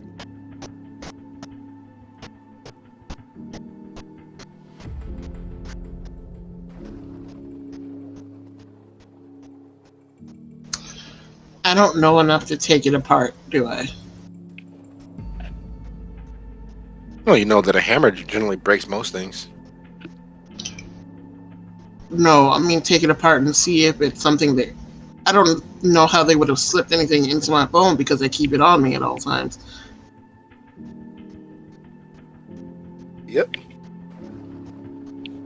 So it's completely Not like digital surveillance. Yes.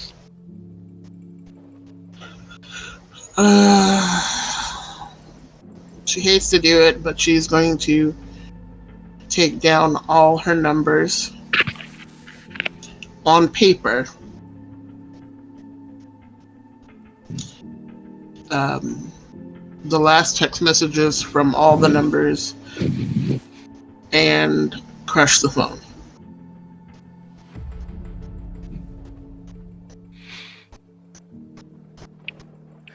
There's a small moment of you first buying that phone, it being the top of the line that you were able to even truly have a feeling for. And as many burner phones as you've gone through, this one has lasted so very long, even with all the steps you've taken to protect and isolate yourself. And now it's gone. All those pictures, the proof and evidence from the underdark beneath the succubus. No, I had switched that one out. This was a different one. Yeah, I know. I didn't destroy the one with the pictures. I just stopped using it. So that's somewhere still in the haven in a drawer, turned off. You and your phone frolicking, holding each other's hands as you dance in a circle.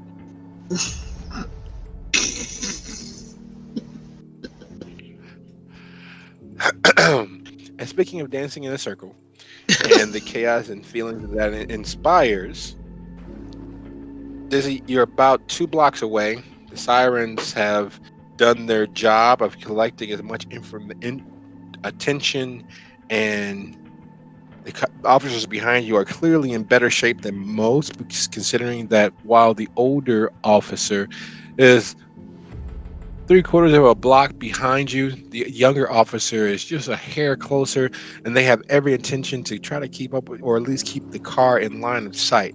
What are you doing? I'm going to attempt to break line of sight. All right.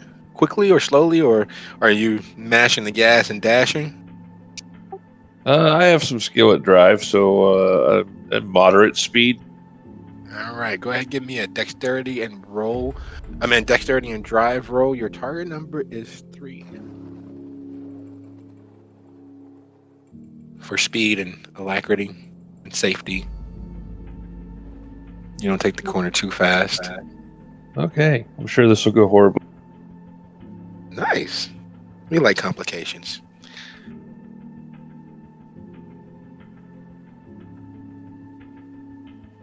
Let's arouse the blood just for a little.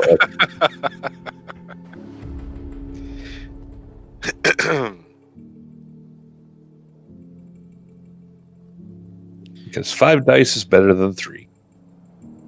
You slide around the first corner, and then without breaking speed, you go up on nearly 2 wheels as you round the second. You make a left and a right, and you're literally gone. 1 second, they were keeping you within their sight like they were Mel Gibson from Lethal Weapon. The next, you leave them literally in a cloud of dust. Now, in doing so, do you keep the sirens on? No, I'll turn them off because at this point it's done what it's supposed to do, and my intention is just to ditch the car and get out of here. So that is with the sheer reckless abandon of your skill and mother luck sitting on your shoulder, you literally disappear. You are gone. You see several police cars driving past in the opposite direction, heading back toward the hospital, because it's clear that even out of wind and chasing the car with all they have, that they were smart enough to try to radio ahead for help and assistance. All for naught as you come to a stop with a soft boop of metal on metal as you rest the car against a dumpster in an alley roughly 4 blocks away from the hospital. all right, then I get the hell out of there. I will also send a text to the group that says "Oops."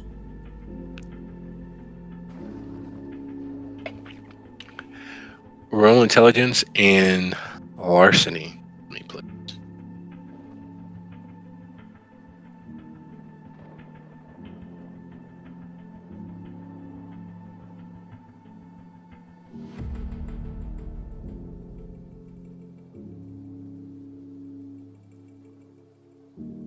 Police cars have GPS. They're all low jacked. They all have an independent surveillance system for situations such as this. You're sure that while you didn't notice any light going on, that the dash computer has been recording the entirety of this moment, the entirety of this scene. They'll probably replay it at leisure. One, to give the officers who were assigned to this car hell, and two, to track down the person or persons responsible for this. It typically takes anywhere from 2 to 10 minutes for them to trigger that, but most assuredly that they will be in this area pointedly looking for someone that might fit your description within the next 10 minutes. All right. Well, I'm sure there's an L station nearby.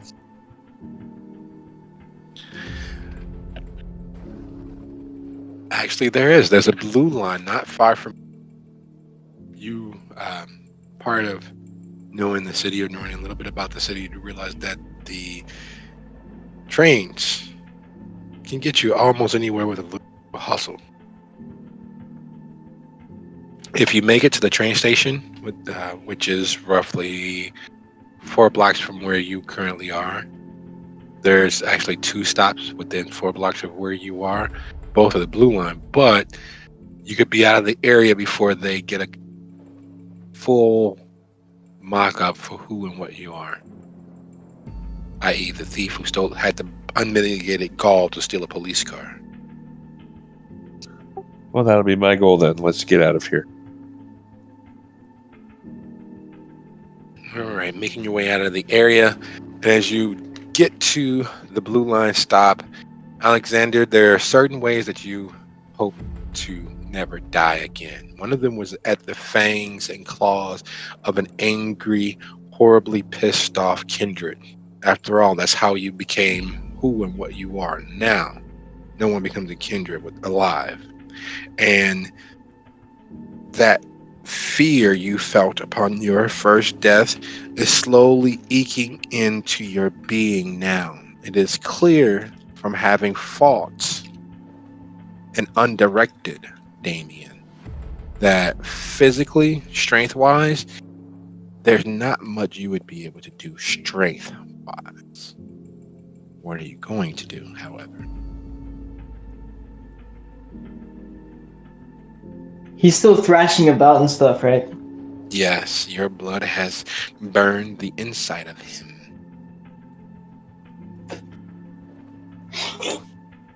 Alright, oh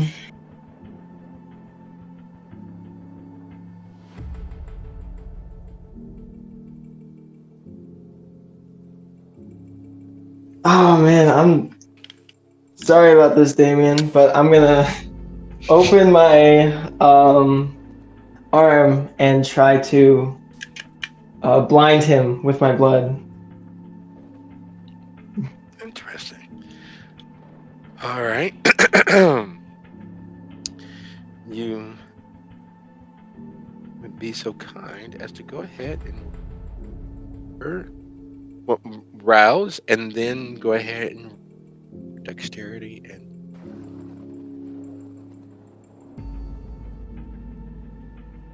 Dexterity and what? brawl.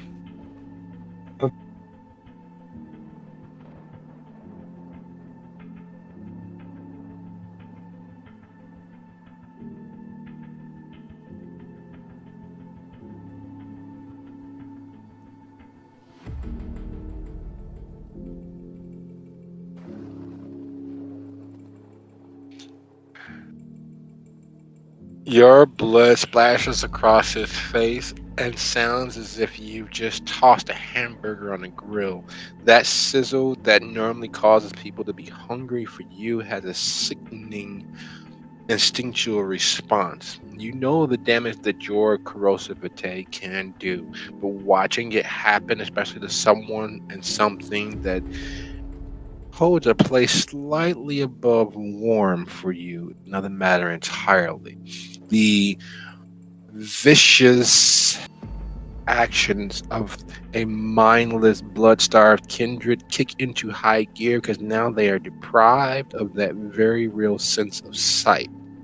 You see his actions go from just the wild trying to claw away the pain that was inside him to literally now lashing out with purpose to hurt anything that's within sight. Not that he has it any longer.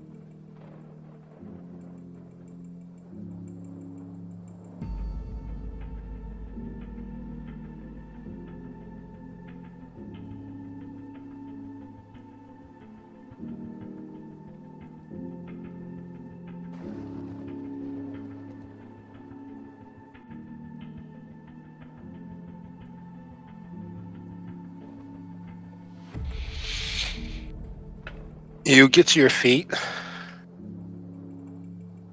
and the human that you were attempting to save attempts to get to their feet to get out of sight of whatever this is going on.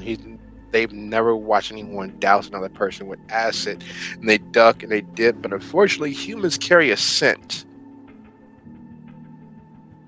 Humans naturally have an olfactory response to anything that's in their area. That's not the best of things for a hungry, starved, blind kindred. And there's a twist to your stomach, as empty as it is, as you watch this person temporarily become paste as one blow lands, then the next, and then upon connection, things will launch and clamp down as if it was a heat-seeking missile. While upstairs, you get the oops text from Dizzy Nuzio and realize that the police officers will be canvassing the area. There's all sorts of things that will probably go wrong. And a minute has more than definitely passed and still no Alexander. What do you do?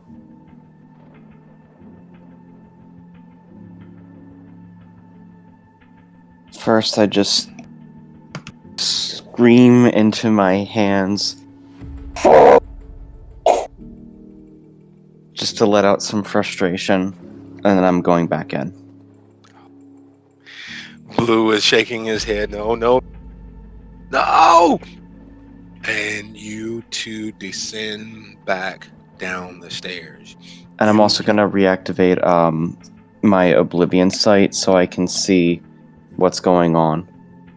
There are literally 6 of those things hovering around the door that's just off the pathway that you were using to travail this space.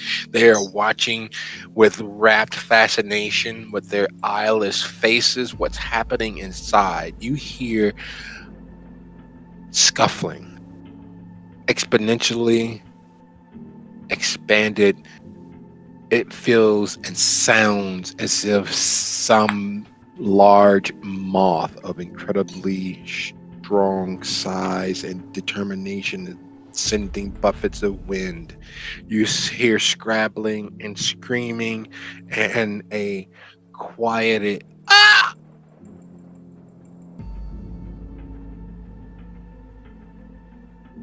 I don't recognize that do I? Not at all. The sound of what sounds like a drowning lion making love to a very frightened tiger, you do kind of recognize. You've heard similar hissing and growling from other kindred. You know what death sounds like, and that's backing the stifled and cut short scream.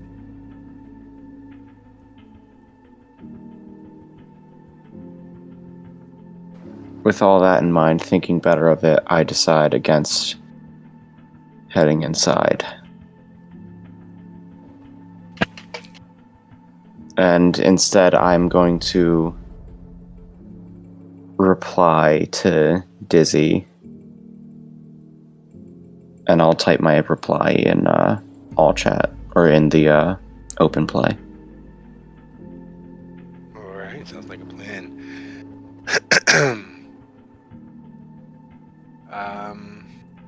Hestia.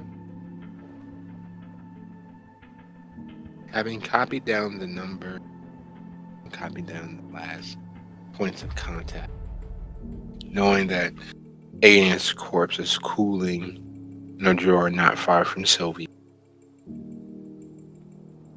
What is your next course of action?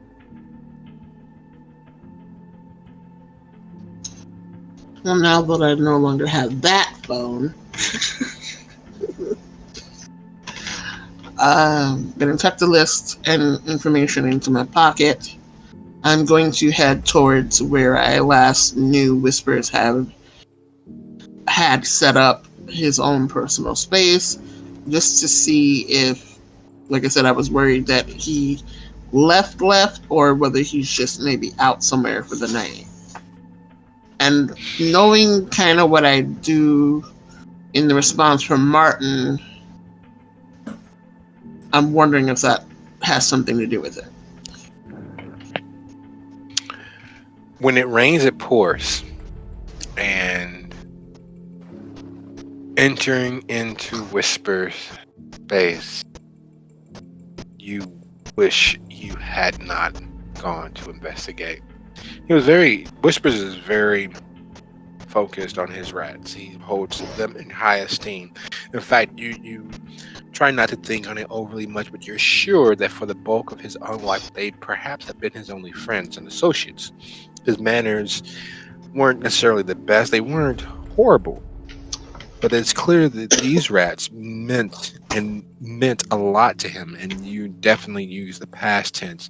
It is as if something has managed to get here and have their way with the body of his rats, his colony of rats that he was growing and using. You've never seen him harm them. And even though he mentioned his cat Scabbers, what took place here was literally something tearing them apart. Something got in here and left a message of death.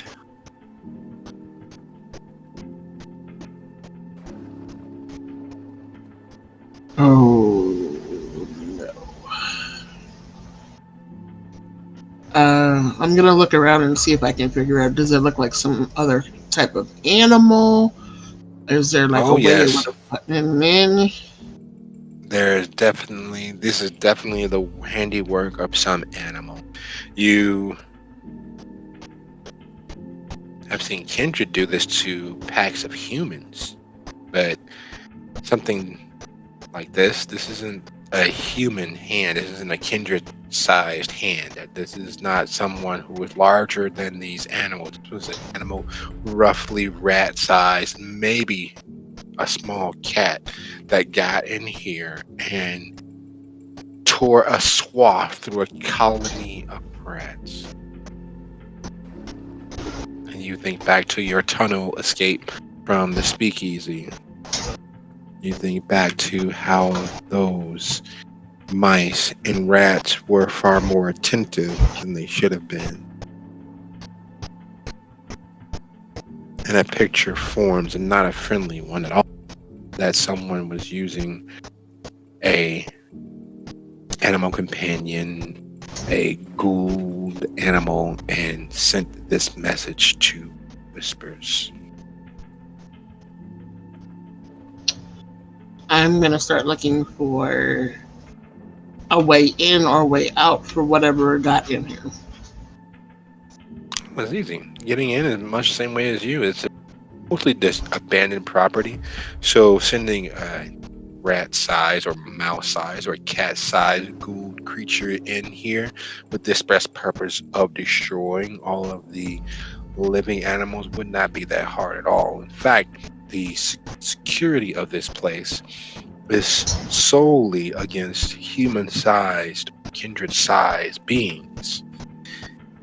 Being an animal of rat size or small cat size would be a piece of cake to enter and exit.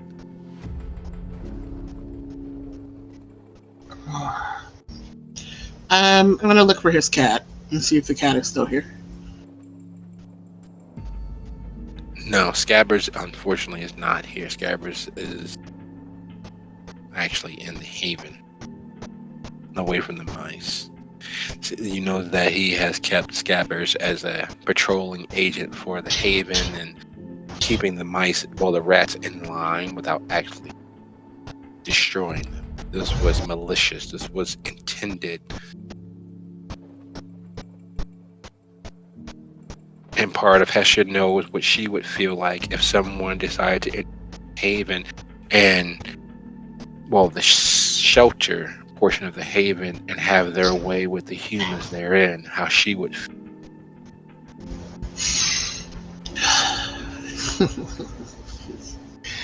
It keeps getting better. This night is so awesome. So awesome. Yes. Great. Wonderful.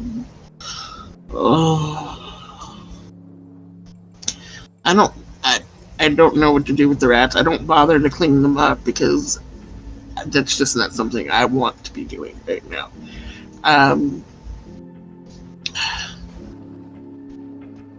And I don't have a phone to text Whispers right now. I head back into the Haven, and I'm gonna again go looking for where I know he would normally keep his cat, and that area inside the Haven that he made his own. I know you said he left, or I don't feel him anymore, but I'm just trying to be absolutely sure. Okay, so as you make your way back across the little territory that the house is a haven from this abandoned little pseudo sanctuary that he built for his rats, you notice that the FBI van that Arsenio had brought to you all's attention, which prompted the creation of the clean room, is there, but you hear the sound of police sirens. There's a woman of about 5'6", 5'7", Latina, dark-haired, smoking as she stands with a firearm in hand. On the ground in front of her are two people. You can't tell male or female from this distance, but it's clear that something happened there.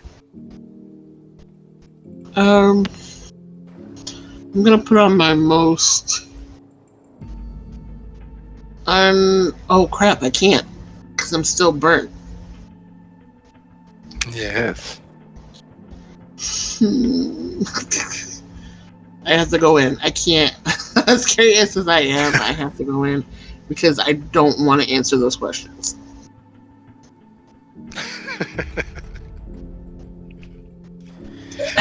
All right, so you head into the Haven, and a weight is taken off your shoulders as you actually catch sight of Scabbers as he darts across your path. It is literally that horrible, cheap jump scare that most horror movies do to try to get the blood flowing. Luckily for you, being as you are kindred, your blood doesn't work that way. So you are not clutching your pearls or reaching for the nearest bicep or shoulder. You Freaking cat. chalk it up to.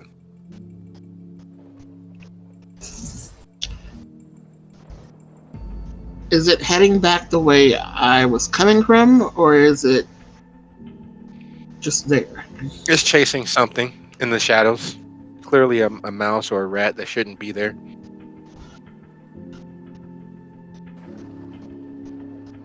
I'm gonna stop and watch it for a minute. Let's see what happens. It is not attempting to kill whatever is chasing it. It's literally just chasing it out of the building. Almost as if it knows that rats and mice are important to Whispers. And as you watch one rat move away and out, Alexander, again, dying by the hands of a kindred is nothing anybody wants. Especially not by the angry, mindless kindred such as Damien being possessed by his beast. And while that's a bad way to go, having a portion of your being pulverized almost instantaneously behind the use of potence, the mindless use of potence, is not the way to go at all. There's a squelch and a splatter, and the very hair-raising slurping that happens when kindred don't care whether their victims survive until the next day. And you watch it happen. What do you So do? is he leaning over the body and just feeding right now? Focused on feeding right now? Yes.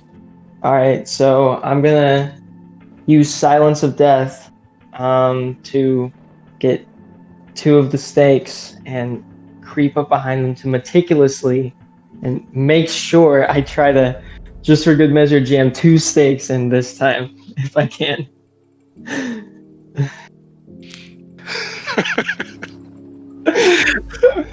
This dude will not go down. He's a rhinoceros, man.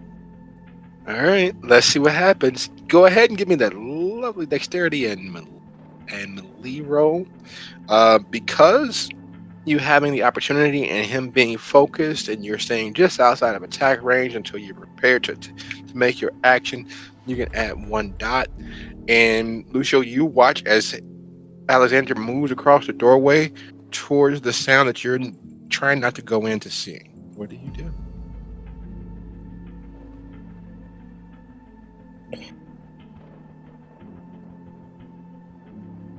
I'm going to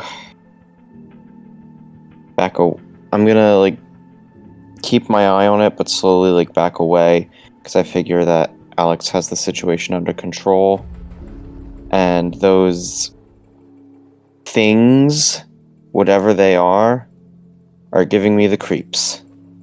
Oh, and it gets worse because you hear a squelch and Wilhelm scream as if it was mouthed by Shrek. No! And these things around the door, their ears start to vibrate, and there's an excited and they head into the room.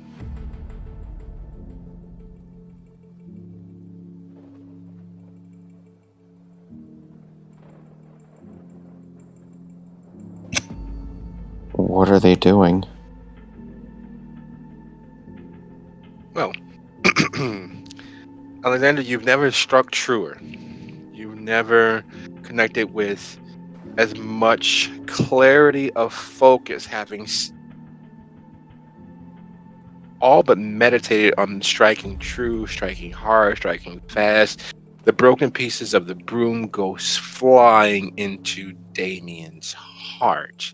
They both lance roughly half of his heart. So he's not just staked, he's literally almost double staked.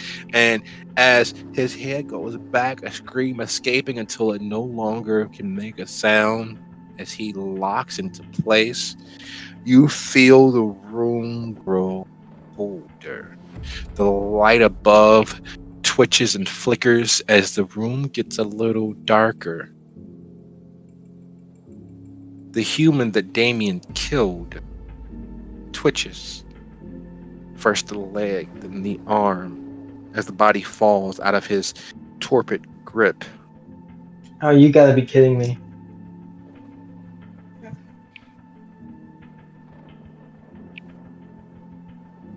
It's you, Damien, and the human's corpse. What do you do?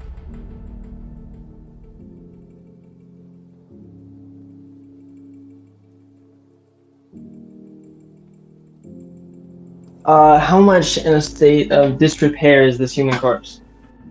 Oh, yeah, it's definitely going to be a closed casket. If anybody was going to do funerary rites for that body,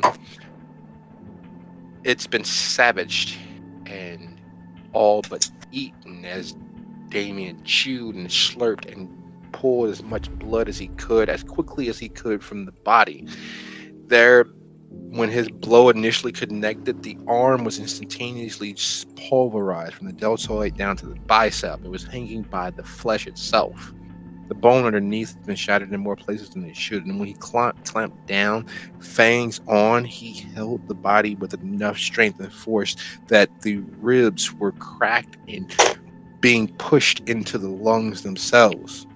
When the body falls from his hands, first the leg jerks as if it was in death throes, except for it jerks, and the feet move, twitch, and then the hand that hasn't been completely shattered moves and claws the air.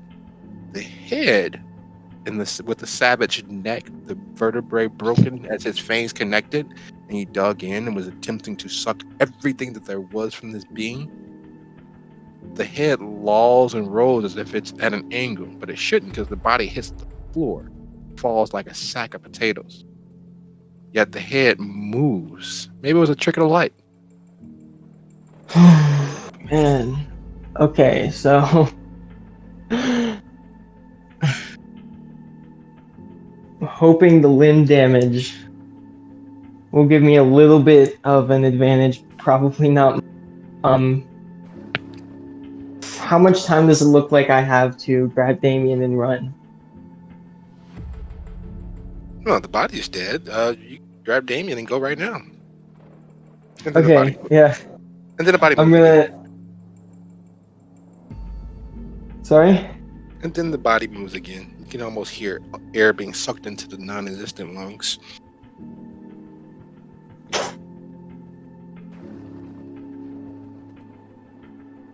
Okay, yeah. I'm gonna grab Damien and cloak the gathering, and instead of going the long way, I'm gonna try to sneak through the main exit if I can get that far. You're gonna go back the way you came, or you're gonna just take the stairs right up and out. Oh, there's like an exit like right by me? Not far, much closer than the main exit.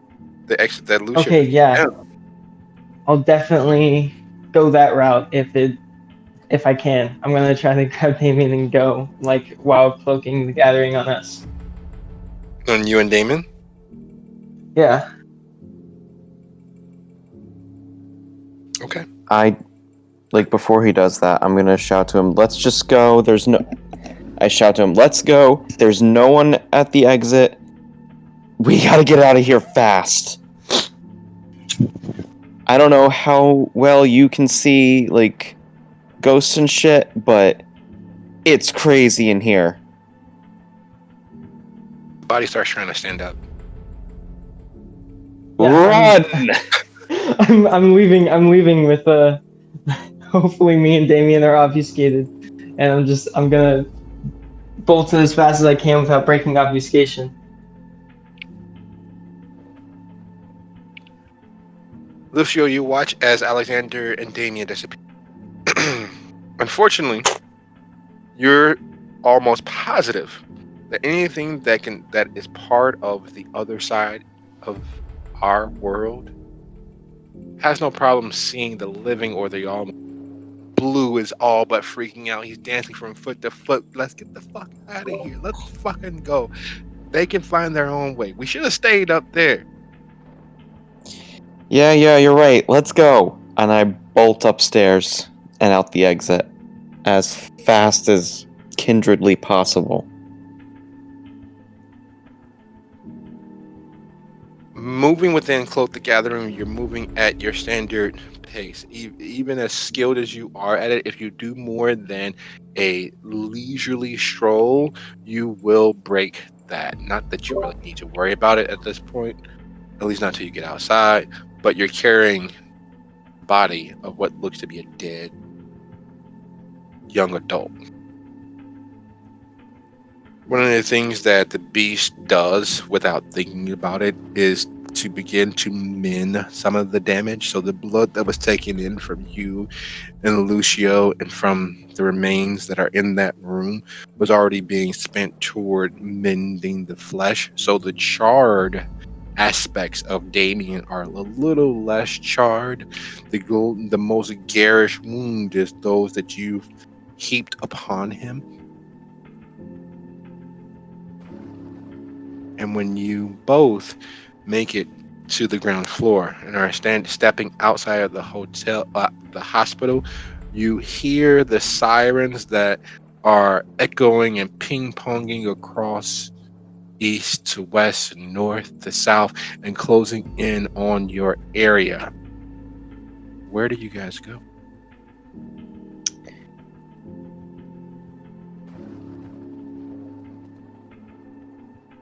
I turn to Alex and I say, we don't have a ride out of here.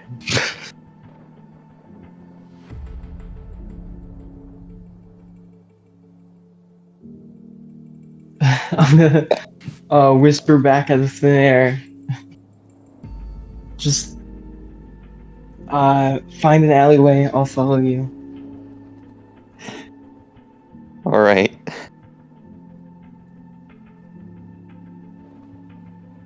All right.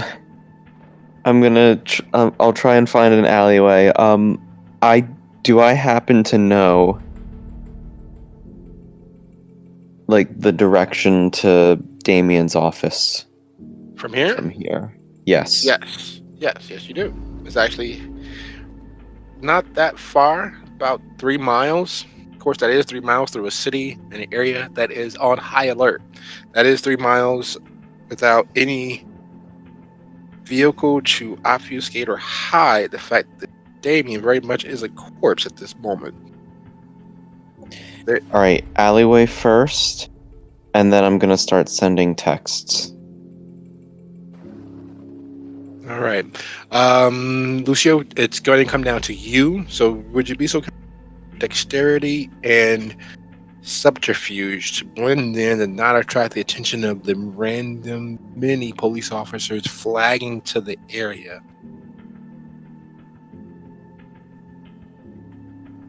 And while you do that, Dizzy, when you were last on the train, you were on the train with Hestia outside of your shopping adventure. So you didn't even get an opportunity to see what the Chicago Nosferatu have done with the place. You didn't get a chance to be present as a victim or a potential threat. And where you are now, you most assuredly are, in fact, a threat. There is a high alert in the world around you. The Nosferatu of the city take specific trains and train cars as their own domain. That's how they stay out of the way for the most part and get food and find news and word of the world.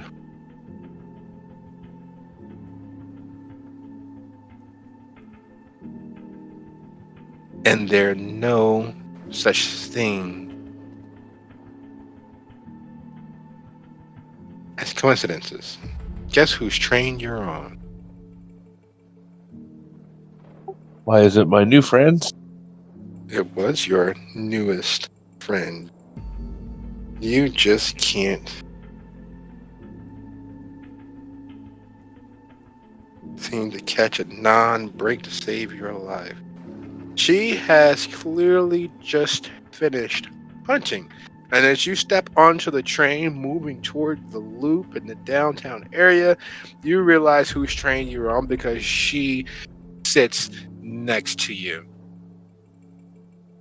What are you doing? I'm having a particularly shitty night. What are you doing? Well, it took me a second. But I was finishing up a relatively lovely meal. A nice professor to the ecologist. I mean, don't let me keep you. Smarter. Why are you having a shitty night? It's a long story, but I need to get out of the area I'm in. So, I mean, I don't want to infringe. I just needed a quick transport out of this neighborhood. Yeah, it's not gonna.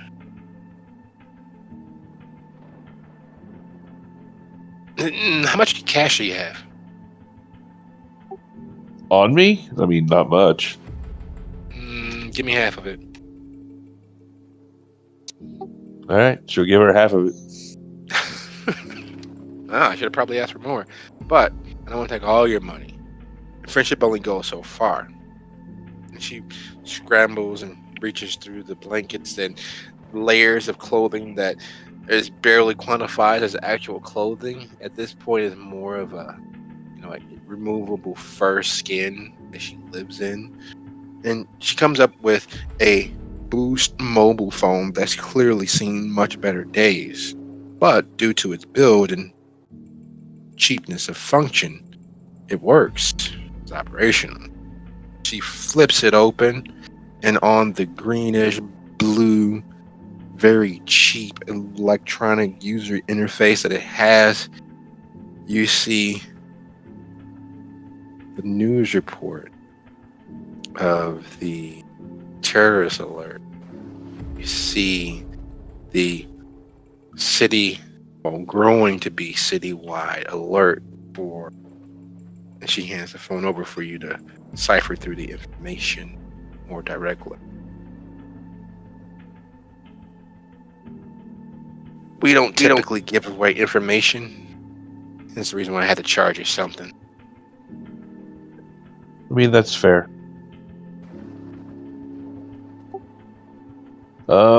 Yeah. So, what do you want to know then? I probably shouldn't want to know anything, but, and then she takes her phone back and goes to text. There's a message from G, and a message from Salt, and a message from somebody called the Homeless King. It's clear that it's just a stupid moniker that they're using as a joke, or that she assigned them. And it is a text chain of, holy shit, are you serious? Who the fuck would be dumb enough? No, they're watching some jackasses called the shelter. Yeah, the hounds? No shit. And it goes on and on. And literally from roughly about the time that, as of an hour ago, they have been communicating about how fucked up the situation is and who can they find that's close enough to actually keep it up.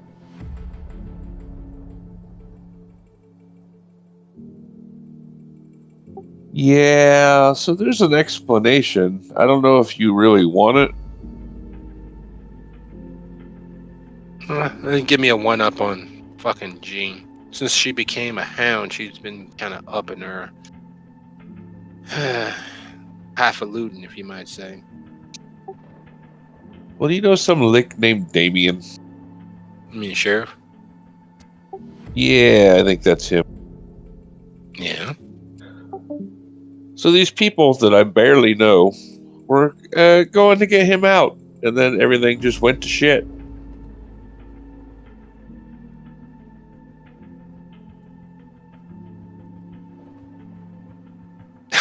That's kind of funny. I mean, I guess if you're not embroiled right in the middle of it, it is kind of funny. No, that's really funny. Aren't you one of the rabble? Dressed like one. I mean, I guess. And you're going to save Mr. Law and Order, the sheriff? I mean, I got pulled along in the undertow. I should have won an Oscar for the fucking diversion I gave these guys, and then where do they go? I don't know. They disappear, and now there's cops and army dudes and all kinds of shit there. Yeah, these things, they'll be forgotten about in about 2 weeks. And then instead of going out the door where I had already distracted everybody, I don't know what they did. I don't know what happened. But then I had to go to the other side of the building and steal a cop car to make another hole for them. And then I have no idea where they are now. Well, probably by this point almost staked. Because, yeah, you see this? And she goes back to the picture. That's SASH. Special Affairs Strategic Happenings. They are a shit-kicking team designed, quote-unquote, by accident, that have caused more direct kindred deaths than any other hunting group in Illinois, Indiana metropolitan area. Officially, they're just a SWAT team, a special SWAT team. Unofficially, they kind of been put together to take us out. Well, that's just groovy. Yeah, and they work with some private contractors called Theas. I haven't seen any Theas offices in the city, but they seem to be movers and shakers. I think they're all looking for me, actually. Tell me you're joking. Oh, I wish I was joking. You part of the... Nah, you couldn't be. Fortunately, they don't seem to be exceptionally bright, so I've got that going for me. Most of these yahoos aren't. They use our information against us. Don't give them anything. They'll die out. They'll tire out eventually. But we coming up on Clark and Lake. You better get out here and switch trains. Because while this car is nice and private, the train station isn't.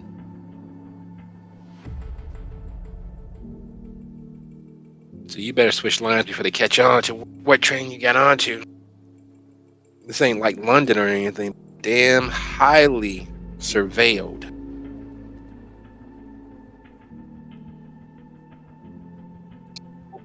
Yeah, well, how many blondes can there be in Chicago? Of the population of roughly 12 million, probably about 500,000 depending for each particular shade. Maybe. Like your shade, probably like 10,000 easily out and about tonight. But how many of those blondes were in the area of whatever that was? I mean, it was kind of a rhetorical, but Oh, and then, height. They only do approximations. So 5'1" to 5'5", and then 5'5" and up. awesome. Makes it easy to acquire targets. I guess, yeah. I really need to find my friends to get back on the road. Well, find what pants you were wearing. Check the pockets. Or check all the vacuums in your area. Typically the way people end up leaving Chicago. Either as dust or making everyone else think that they are. I think Theist has them. Or maybe they've killed them. I don't know, but I think they definitely know where they are. Well, best way to find out or deal with this is get in with the Tremere. Magic beats technology every day of the week. I don't know. I thought a mole might work pretty good. Yeah, moles, magic. It's still an M word, right?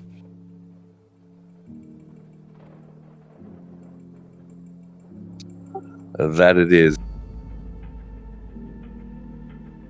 Well, good luck. Get off my train. I want to stay safe. I don't blame you. Thanks again. Have a good night.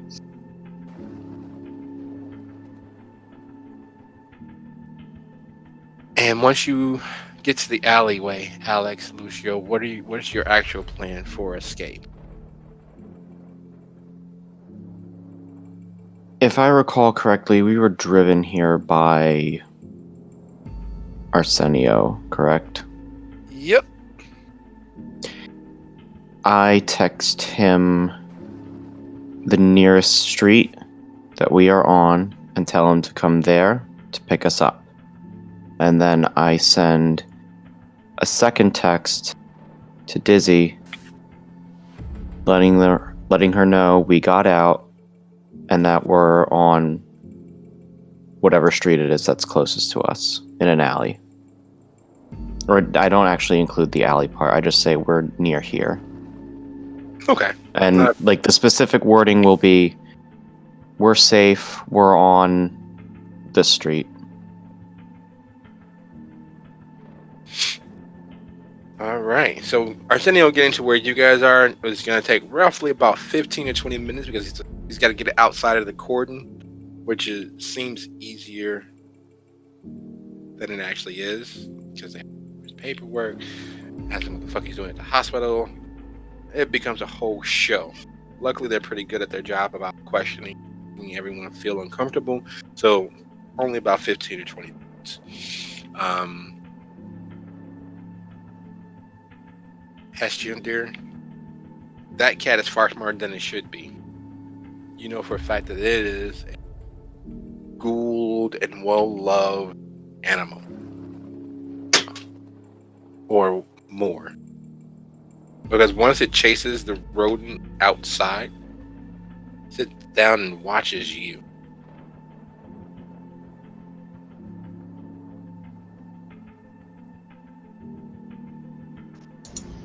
I'm looking back at it. And as weird as it feels to do so, why the heck not? I've talked to Air tonight as well, so why not talk to a gold cat? Whatever. I get down closer to its level, not on the floor, but like crouch down,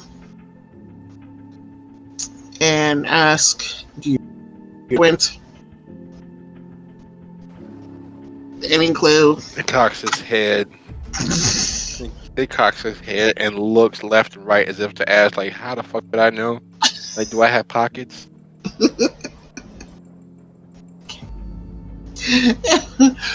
I'm laughing at myself, honestly. It was worth a shot. Just so you know, your little friends kind of had an accident in the other building. So yeah, that's a thing. It frowns, cocks his head like little like his asthma. Like, what the hell are you talking about? Somebody doesn't like your dad. I don't know who yet. I'm sure he'll know when he gets back, if he gets back. So yeah, there's that. Good job though. You're doing a bang up job. I gotta go. Stand and walk away. And as Arsenio picks up Lucio and Alex, where do you direct them to drive for him to drive you to?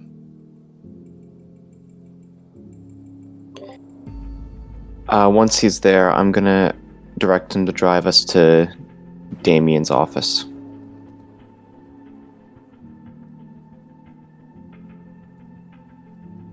So you want to take a staked Damien to his office where there's a staked kindred as well, another staked kindred as well?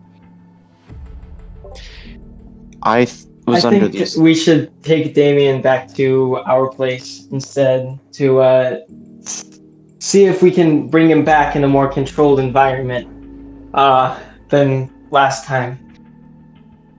That is an excellent idea. Well, Arsenio, you heard the man. To the Haven. All right, home it is. As you guys are driving home, Dizzy, how are you? Are you going back to the Haven, or are you going to find a place to flop to stay out of sight?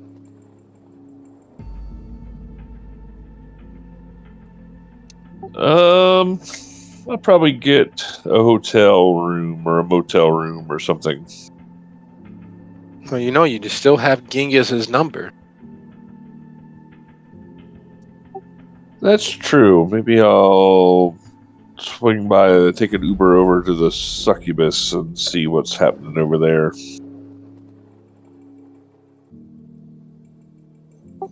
Drop him a text on the way or something. Meaning up with Genghis is literally like going. It's like visiting your alma mater. The Bruja of the city, at least his little coterie of anarchs and associates, have no stress in their lives. They exist in that invisible space right beneath the corridor of the city's nose. They operate, for the most part, out of the Succubus. They also don't give two shits about the Cameroon, perfectly honest. They kind of do what they do. There's a thread of something else, like someone's playing their natural inclination to be rebellious against themselves. But for the night, the Nons, it is party central. They drink, they fight, they engage in behavior that, for lack of a better word, is like vampiric Peter Pan. They are able to exist in the world without much care. The sirens that ricochet through the night, battles of other kindred, really don't matter to them much. And they have several flops in the area, as well as Genghis's party pad, just what they literally call it. He has a party pad, and it is a grungy yet surprisingly well appointed open floor plan space where kind and blood dolls and kindred party and associate in the most reckless of manners. Nary a care in mind. And as you settle there, and Lucio and Alex make their way back to the Haven, we will draw our evening to a close with everyone settling at their places of safety to pick up. Thank you all for a lovely session. I'm sorry for the technological issues, and I look forward to next session. Well, have a nice evening. As one final scene, I turn to Alex and I just say, "Hey, Alex, we should have just left him steak to begin with." You think?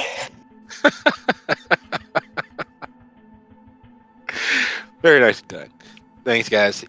Have a lovely evening, and No, Good night, everyone. Hey. This was one heck of a session.